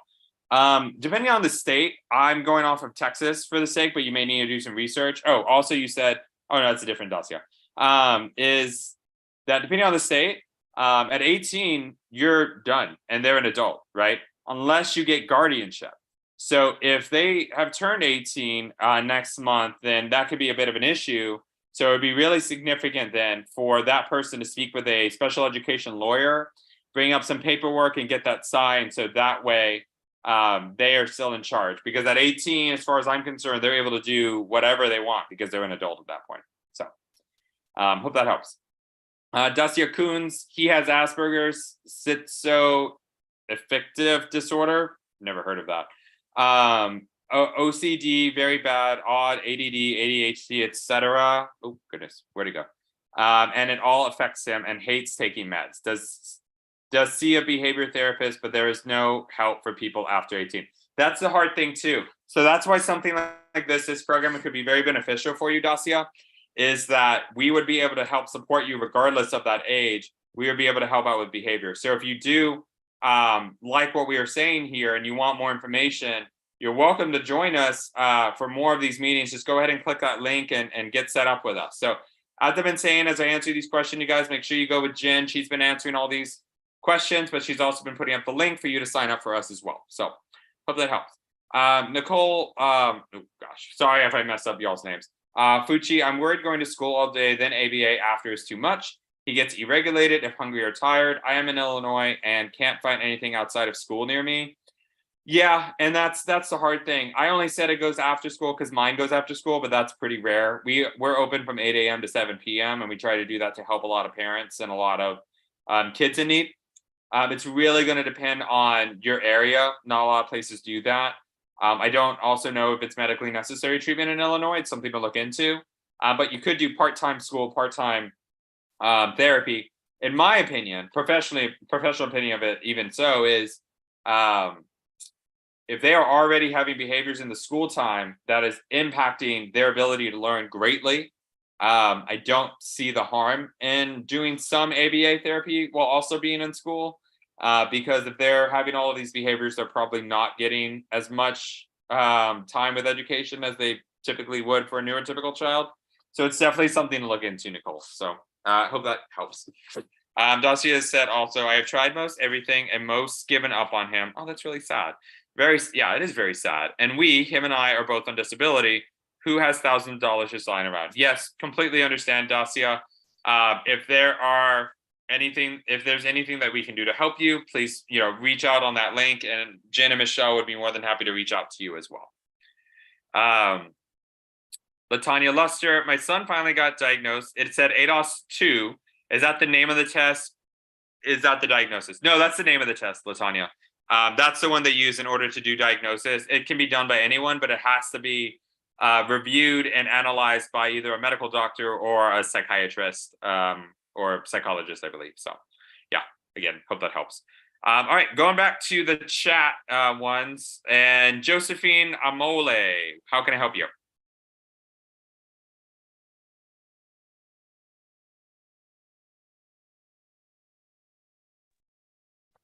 Hello, can you hear me? Yes. Yeah. My question is, how can you redirect, because my son was diagnosed at the age of 4 as nonverbal, but now he's very verbal. Good. Yeah. Because then he has never been to any school. So unfortunately, I was able to get him into the Boston, because I live in Boston, into Boston Public School. So they did the evaluation because they couldn't do the evaluation because he hasn't been to school all his life. I had him in September, so he was staying home with a nanny. So my son, I don't really understand, because when he was 6 months, he talks, he sings, he does everything. He at the age of when he was 11 months, he was able to count 1 to 10 with his fingers. Yeah, when a child is counting 1, 2, and is doing it appropriately, then I told him, can you do it again? And he was able to do it again. So until when he was 2 years, even he reads everything. He calls his siblings. He calls everybody. He has a very good eye contact until when he was 2 years old. After 2 years old, everything came down. I keep wondering. I begin to tell the doctor, because I had 2 sons, but I told the doctor, like, oh, something is going on with my son. The doctor be like, nothing is going on with him, because they know him very well. Whenever my son go to the hospital, he has phobia for the hospital. So whenever they want to check on him, he's gonna be singing "Wheels on the Bus Go Round the Round." You understand? And everything is so clear. Even when he talks, they understand. So from 2 years old, everything just went down. So they said they couldn't, so they referred me to the ear specialist. So they checked the both ear, maybe he's not hearing. Unfortunately, he passed the test. Fortunately, he passed the test.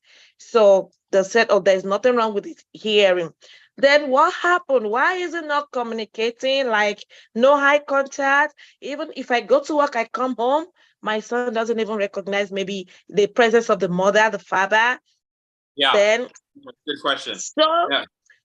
So later on, when he was able to go to school at the age of 4 to start K1. So he was in the school that he went to, they did the evaluation. My son doesn't want to sit in class. He doesn't want to. He keep throwing tantrums. He keep crying, scratching, cry and cry. So then I had to take him to another school. The school is an inclusion school. He started doing the same thing, but this school has a lot of ABA, BCBA, OT, but they couldn't help my son. They would just abandon my son.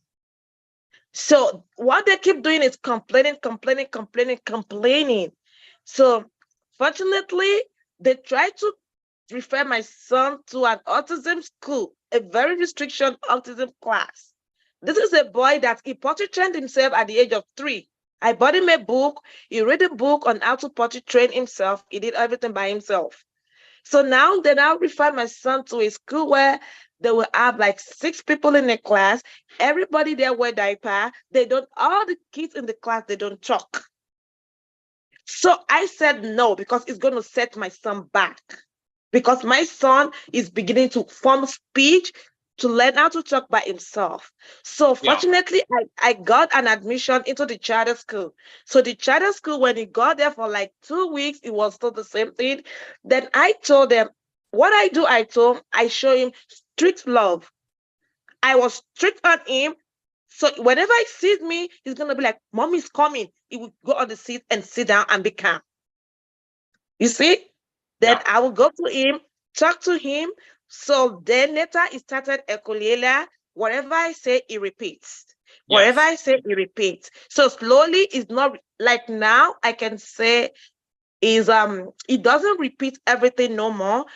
He understands his thing, like if he wants to ask for something, instead of him to tell me, can I have this? He's gonna tell me, you want waffle?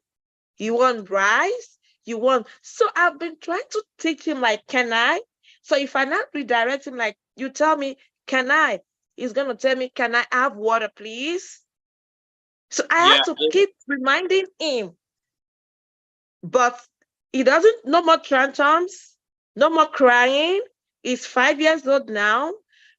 I will have joined the program, but he's going to another school in August.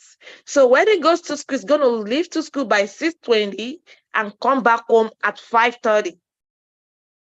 Before the school bus will bring him back home. You know, it's a very long day. He's going to get tired. So my concern now is doing very good in school. He can write his name now. He can trace. He can do color. Before, my son doesn't want to write, but he reads chapter book and he read clearly. But everything about him is fine. I feed himself is good.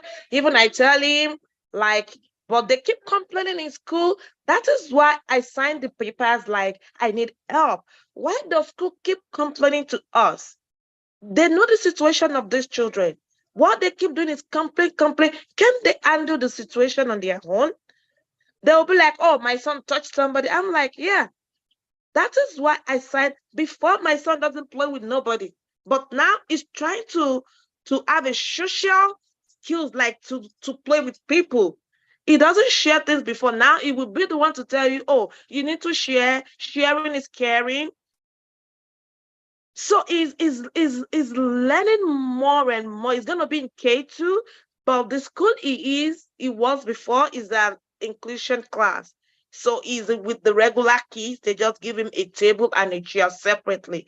But now the school is gonna go to now is a charter school because of the first evaluation they saw. But now he had a different evaluation because we had 2 IAPs now. The IAP he has now is different from the one he had before. So the one he has now is more better. Even in his report card, out of like, let's say 15 things, my son was developed in like 8. So others are like mastery, then no, he has a mastery, like 8 mastery, then he has like 4 developing, then others is like beginning. Yeah, which I'm very proud of him, like I'm seeing improvement. So my concern now is like, how can I redirect him like he's now having a full sentences now. Before he will tell you, go pee, but now he's gonna tell you, I want to use the bathroom, please. Yes. So because he's doing a lot of speech therapy in school, a lot of speech therapy in school, and they're helping him with because with the writing, like he's doing OT, he's doing speech therapy, but the school wanted me to have home ABA, but over here in Boston, they tell us they can do 2 hours. They can only do 4 hours every day. And I'm like, when this boy goes to school 6:20, the bus picked them up at 6:20. The school opened at 7:15. The school closes at 4:15 before the bus will bring them home at 5:20 at time 6 p.m. And we have homework to do. See? So I'm like, I just want to try if there's a way you can like tell me what I can do, because now he understands everything. He understands every. In fact, you can if you ask him now, what's your name? He's gonna tell you. My name is. How old are you? He's gonna tell you. I'm 5 years old. You understand? He was in K1. Now I teach him like I'm in K2. So I think that this program is going to be very beneficial for you. So that way you can get the skills you need in order to promote better language with him, but also advocate for him in the school. We would love to help support your family. I think it would be really great, and that's what we do, is how do we encourage more language, how do we encourage more potty training and all of that. It's just a matter of being able to support your family. So by all means, please feel free to join that link. We would love to have you, and really try and help fight you with the Boston school system as well. We'd love to be there for you. Okay. Great. Okay, thank you. Yeah, of course. Thank you. Okay, Colette, how can I help you?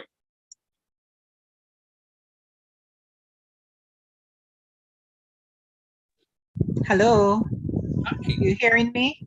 Yes. All right, so good night. So my son is 5 years old. He doesn't eat. I can't get him to eat, to try anything at all. When you guys talk about a picky eater, he's not a picky eater. He just doesn't eat. He has his bottle with formula and cereal, and he has one snack that he eats, and he drinks water. That's his diet. Yes. So that's actually, so yeah, no, we deal with this all of the time. So it's the issue. An example, I had a 7-year-old, his diet was a multivitamin drink and veggie chips.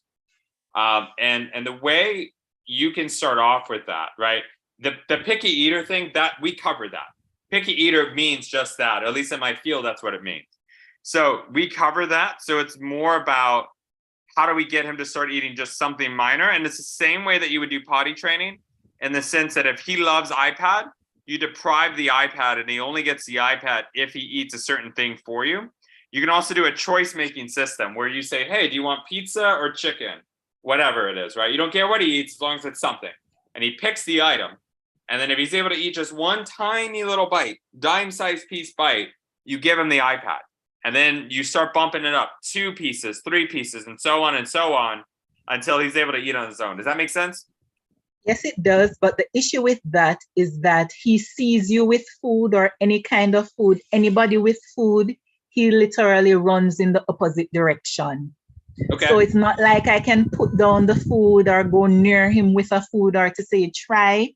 You know, some children will actually taste the thing and spit it out. You can get them to do that, but you can't get him to touch or taste or lick or anything at all as it relates to food.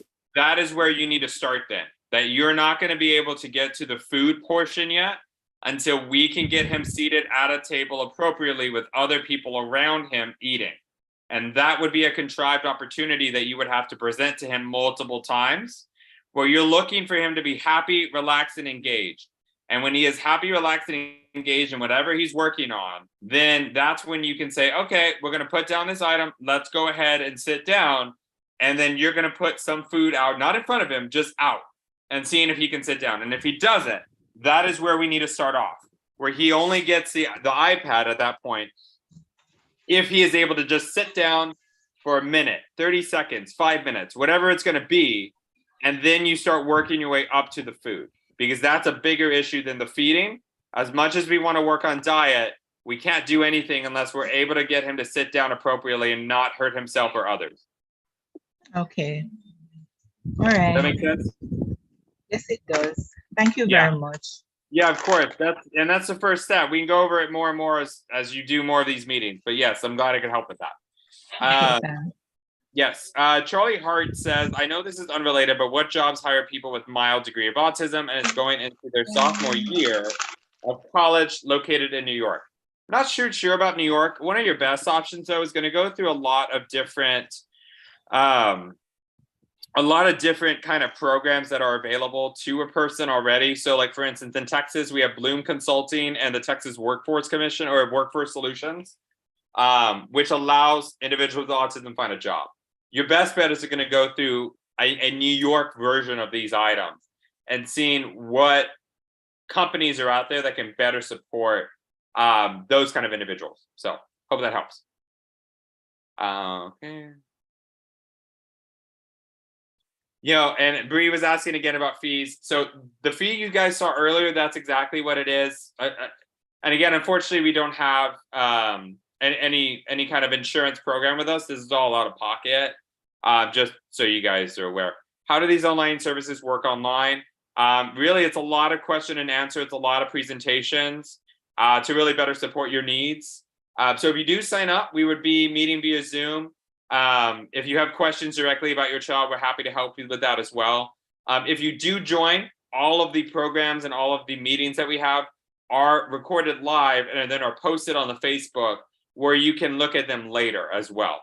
So if you have a question in the middle of the meeting, that will be answered. Or if you couldn't make it to a meeting, you would be able to see it after the fact as well. So, and Jen's been posting that link for everyone as well. So Maureen Bartley says, do you work with children who are extremely limited diet by choice to help them expand their diet? We absolutely do.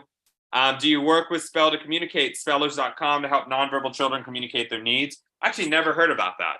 I don't know what that is. Maureen, if you come on, that would be great to tell us a little bit more about that. That may be super helpful. But yes, I don't know what that is. I'm going to look that up later. Appreciate it, Maureen. That was really cool. Do you work with, okay, you asked it again. Oh, maybe I missed it because it went up. Oh no, you just put it twice. Okay. All the Marine ones, Jen, are answered. So cool. Great. Is it recommendable? Guardianship, joint guardianship? You know what? That would be a very good question for a guardian, like an advocacy, a special education lawyer. I just know the fact that those can be very helpful when working with kids like that. How accurate is the diagnosis via ALS2? I'd say it's pretty accurate. That's usually what insurances will use and accept in order for a diagnosis to come true. If you're looking for a second opinion, you're always more than welcome to do that. But it is just something good. I mean, if he got the diagnosis of autism, that actually helps out a lot because it gets you services such as ABA, whereas insurance would not approve ABA for a lot of people if they did not have the diagnosis of autism. So that's something to consider as well. What's the Facebook page, Diane asked? That's discussed between you, Michelle, and Jen. Once you sign up, we would love to have you. And then that way you can learn more about it as well. If you're looking for my Instagram, I can post it again for everybody. It's at Autism INTL, and that's where I talk about different advocacy methods for children. And then Colette says, how do I get my, oh, Colette, we just spoke, so good. And then Kimmy, how can I help you?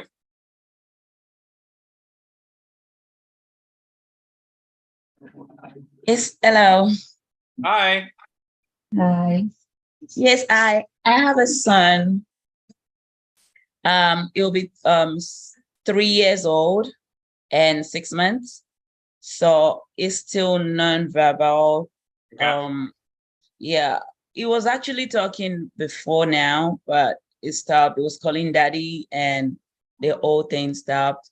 So, well, presently by September, end of September, he's gonna go to school as advised. Presently he's having ABA therapy, but the only changes I've seen in him, like he's been able to sort things. And like I had someone said, like they still complain, I receive complaints of, and there are some tantrums he wasn't doing before even the ABA, before the ABA therapy started.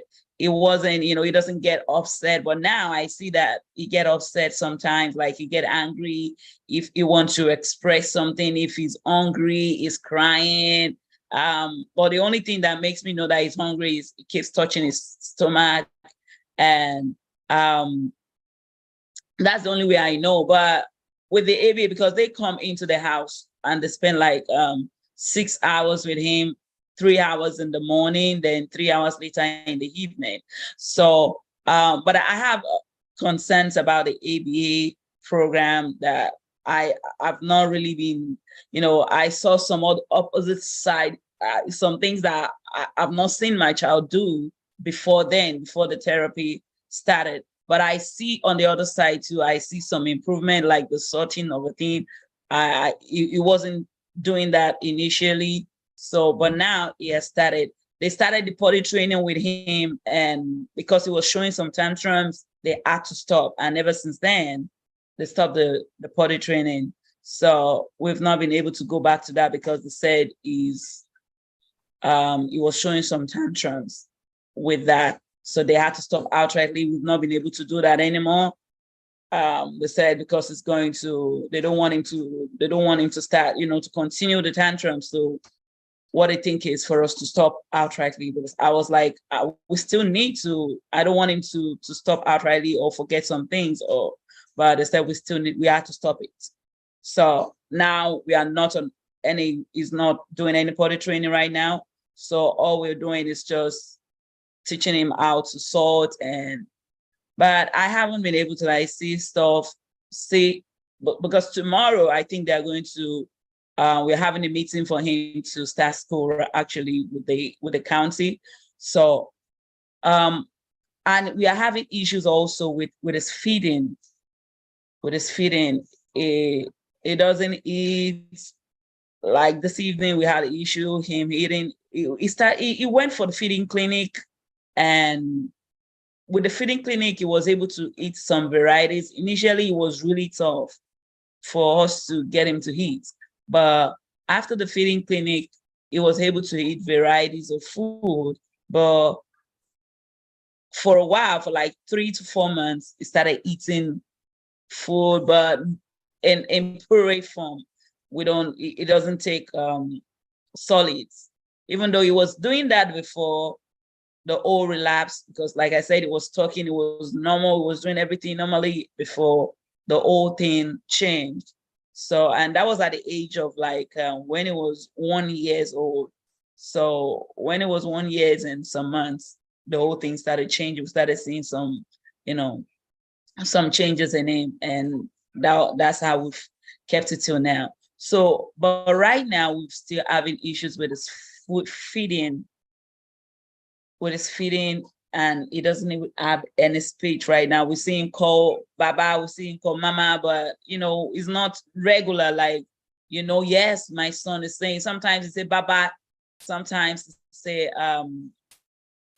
Blippy, he say Bubbles. It's just sometimes like we are not sure. Like, does he really have those words right now, or it just come and goes like that? So that's where he's right now. I don't know. Yeah, no, absolutely. It's significant, right, for you to understand where the concerns or the changes are coming from, and in which case we then discuss, like what you said is like, oh, well, we've seen more behaviors when ABA had occurred. There's a couple of things that could be happening right now, right? Is you also have to ask yourself, did these behaviors only start happening because the therapist was asking him to do things? Whereas if you were to ask him these same things, and if he started to slightly do behaviors, would we just put a stop to it and not do it at all, right? So that's it. That's a question right there as well. Because again, I don't know your situation. I just know what you tell me. So there's that area right there. But then it's also, are more behaviors happening because it's just being learned somewhere, and not necessarily from you or the therapist, but simply in his life as he gets older? It could be from the community, social, television, whatever it is.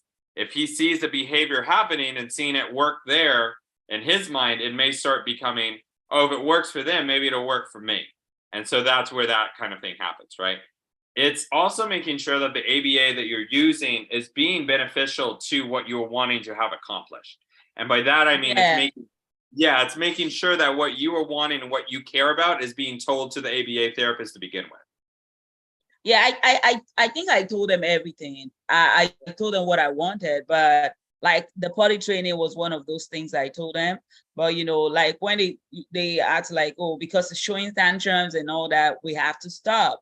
So what I think was we have to stop it. And this has been for like a month, and even more than a month right now, that we have to stop it. You don't need to stop anything. As a behavior analyst, no, you're doing this with insurance?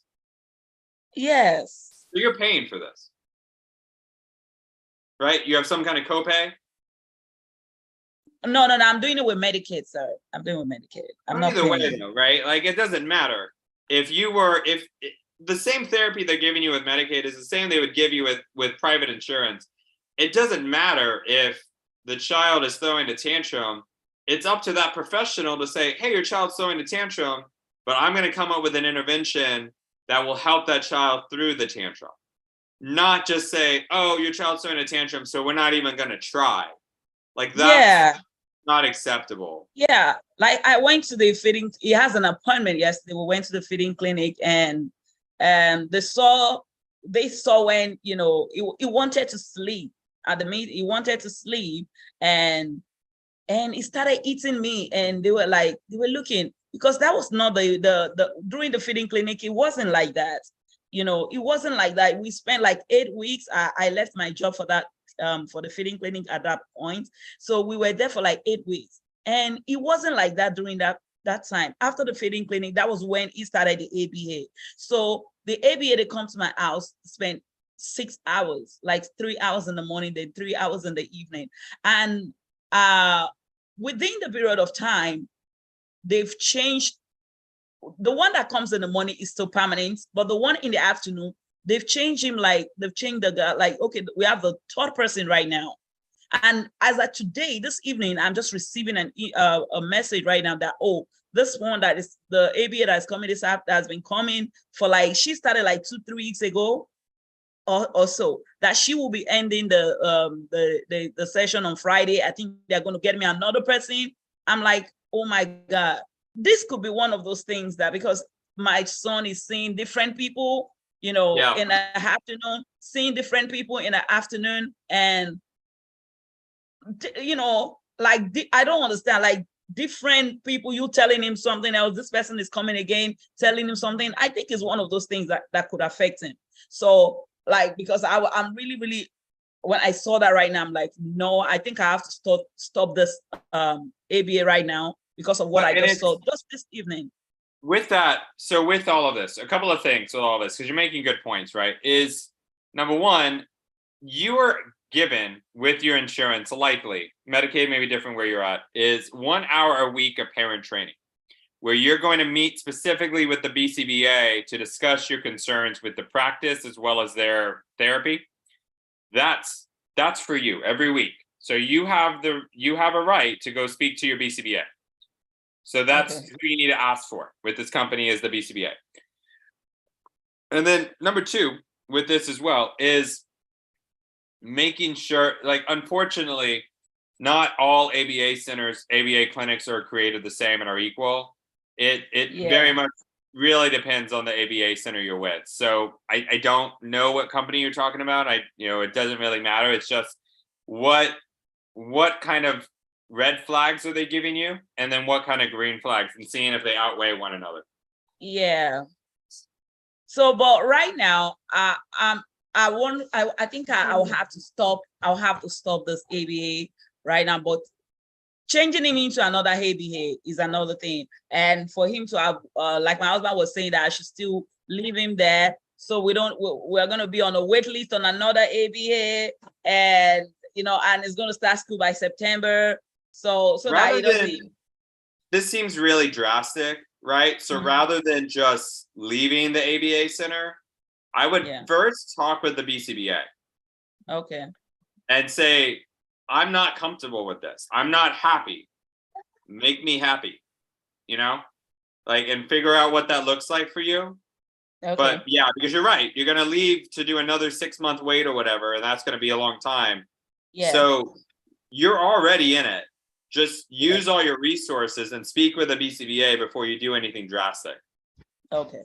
Thank you. Yeah, of course. Glad I could help. Bree, how can I help you?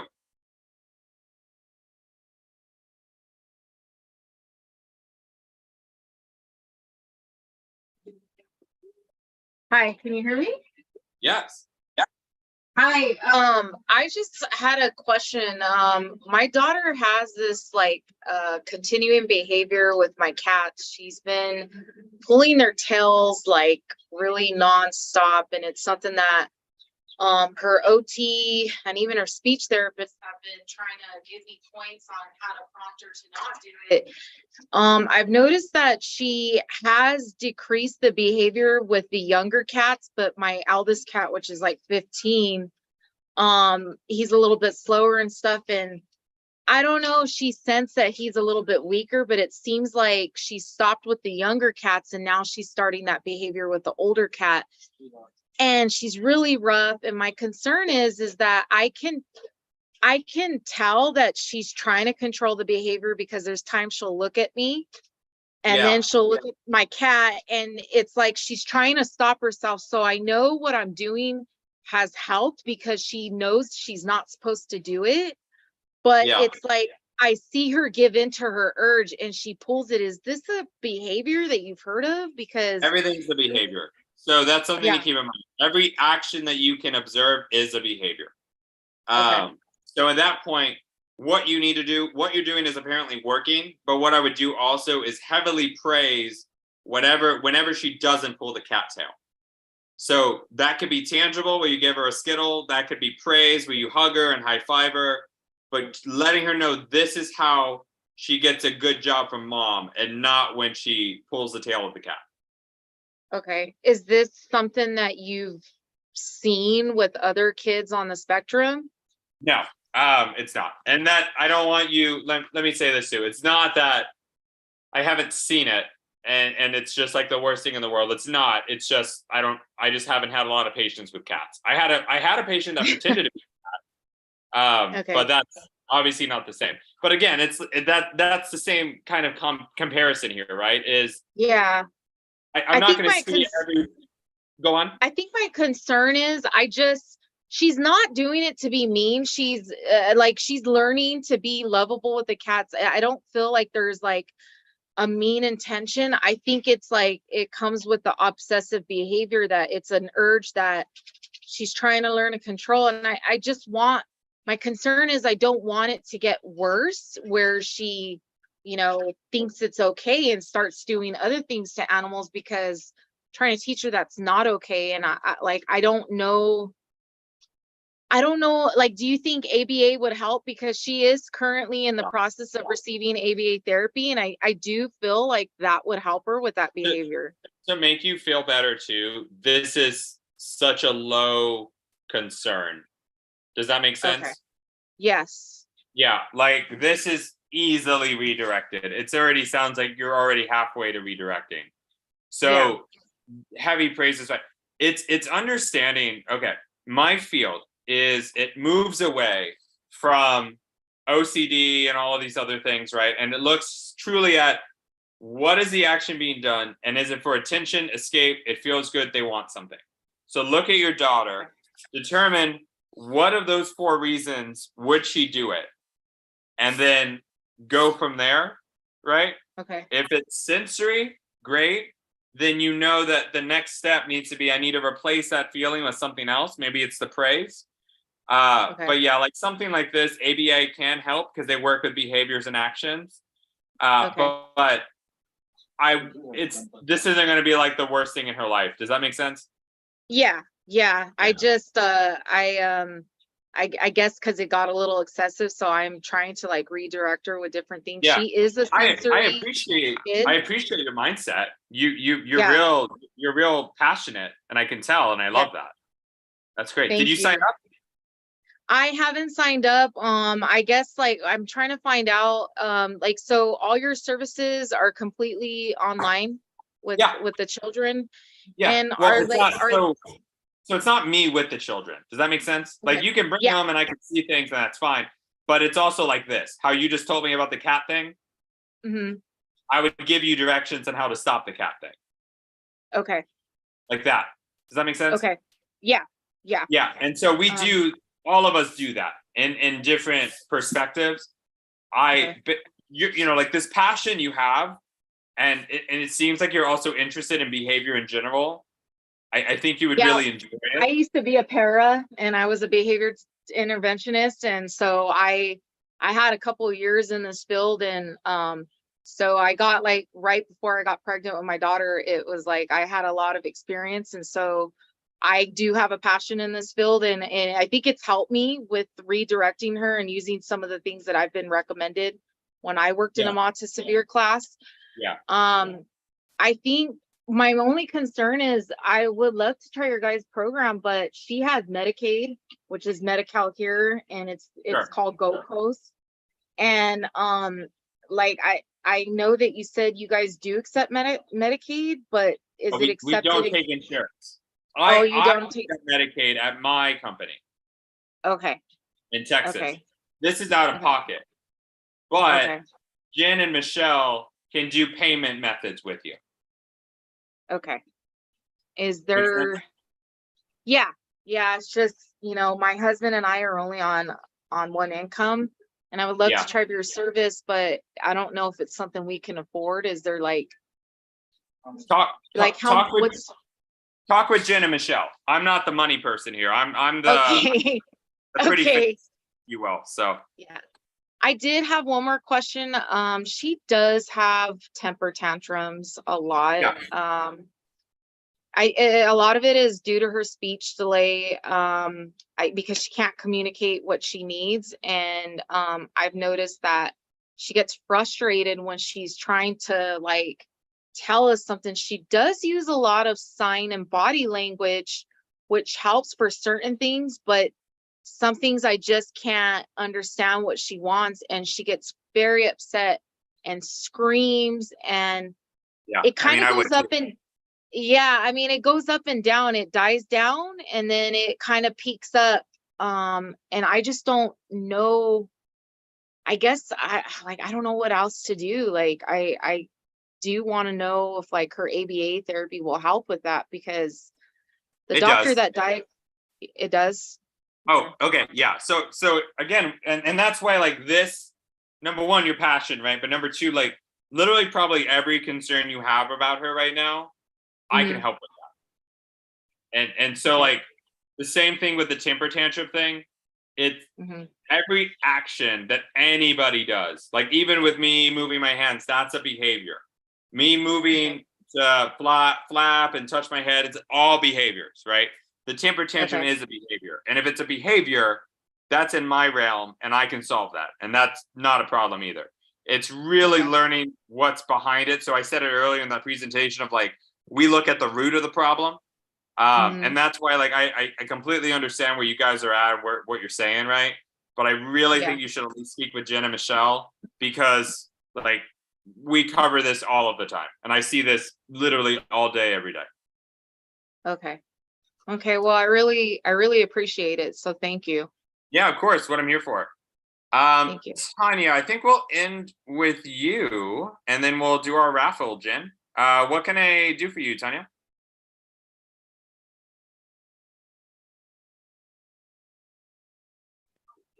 Can you hear me? Yes. Okay. My son, he just turned 4 and he has an IEP and everything.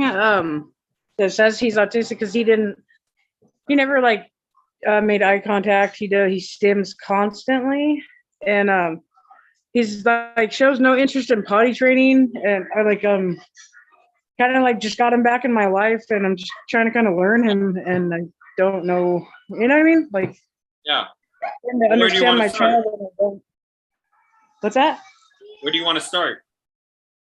Now, you know? No. Oh, where? I'm glad you want to start now. Click the link if we love to, but where do you want to start? He doesn't talk. He just recently started pushing me, trying to push me out of the chair if he wants something to drink. Yeah.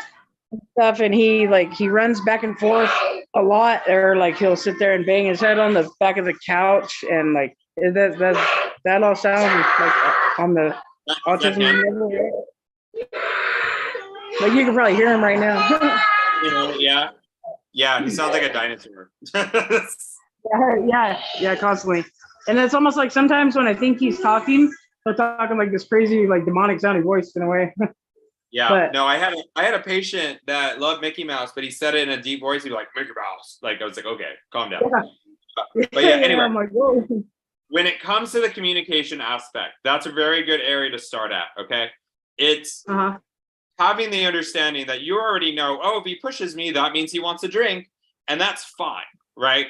But what you need to move to is having him understand that's a good starting point, but eventually that's not going to cut it, my dude. You need to use sign language if you want the thing you're wanting, okay? And I'm not saying teach him drink and cookie and pizza and all of it. You can break it down really simple. And you can do my turn for everything. And then that means he has a way to communicate his wants and needs a little bit better than where he started, right? Right. And then you go into more, go, all done, stop, things like that that can better support him. And you can try opportunities to get him to speak. Give him about 3 times. And if the 3rd time he doesn't do it, you can go back to the other way. Or if you see him starting to get frustrated, maybe put a pause on it and try it again later in the day. A typical child will ask for items about 400 times a day. And so you giving him situations over and over will help with that. Okay. Great. So that's the That's awesome. communication Thank you. part. Yeah, of course. What else? Where else can we go with that? Because you had What about the stimming, like, because he's constantly like just now he walked from the table to the couch and his head's like everywhere, you know? Yeah. So regarding that, right? It's then you guys asking yourselves, and this is for Mary also, because I saw her question. I'll try and combine you both. Is with stimming, you have to ask yourself, is it socially inappropriate? Number 1. Number 2, is it causing a harm to himself or others? Okay. So an example of this is if your kid is hand flapping or running around just going crazy, right? And he has nothing else to do, and he's like 5. Ask yourself, do other 5-year-olds do that? I would say they do, because they get crazy, right? But would a 20-year-old run around and do that? Probably not. And that's where you need to draw the line, right?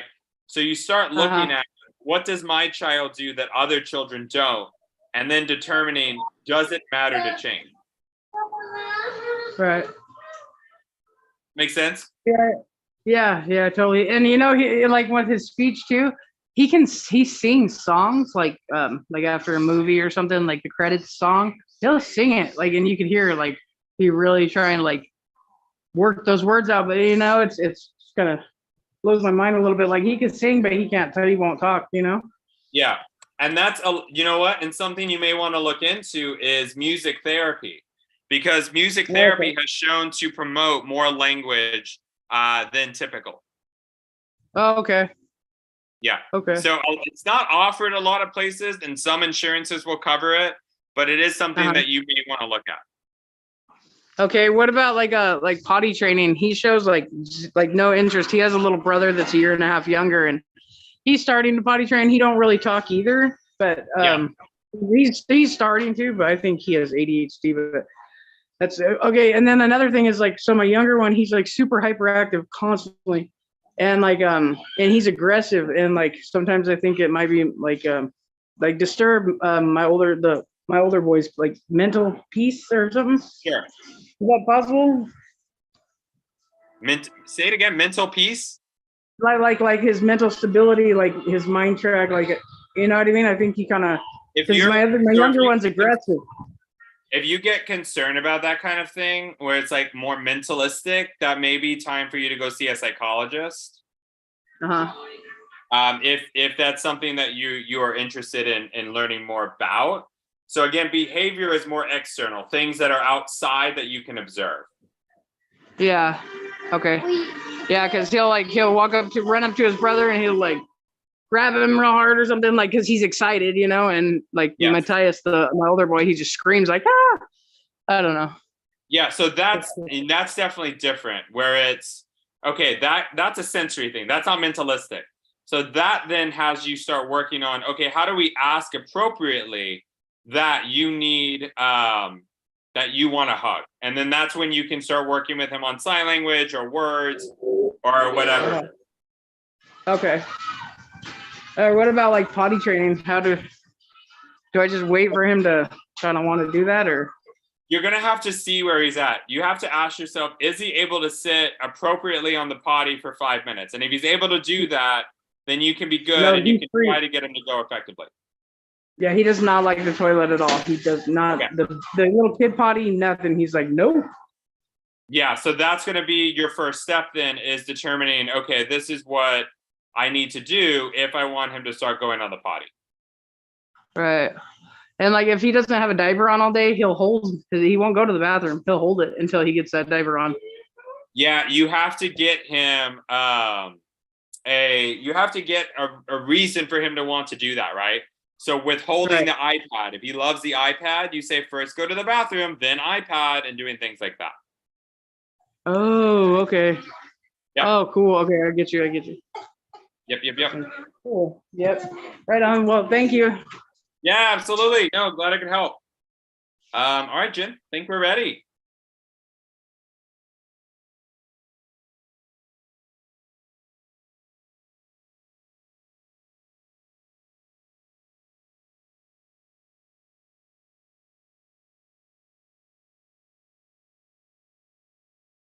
Who's it gonna be? Woo! Elena! That's awesome. So Elena, I will see you or another BCB if you like at a later time. You guys, thank you so much for joining me. I know it's a little bit later in the evening and we went, but my goodness, you guys are all fantastic. I do hope all of you join. And again, you know, Jen has been posting this link here to have you join. You have till midnight where we give you 5 months of this kind of support instead of the 3. And $500 off was on there as well. And then you also get a free consultation with me. So, and Michelle. So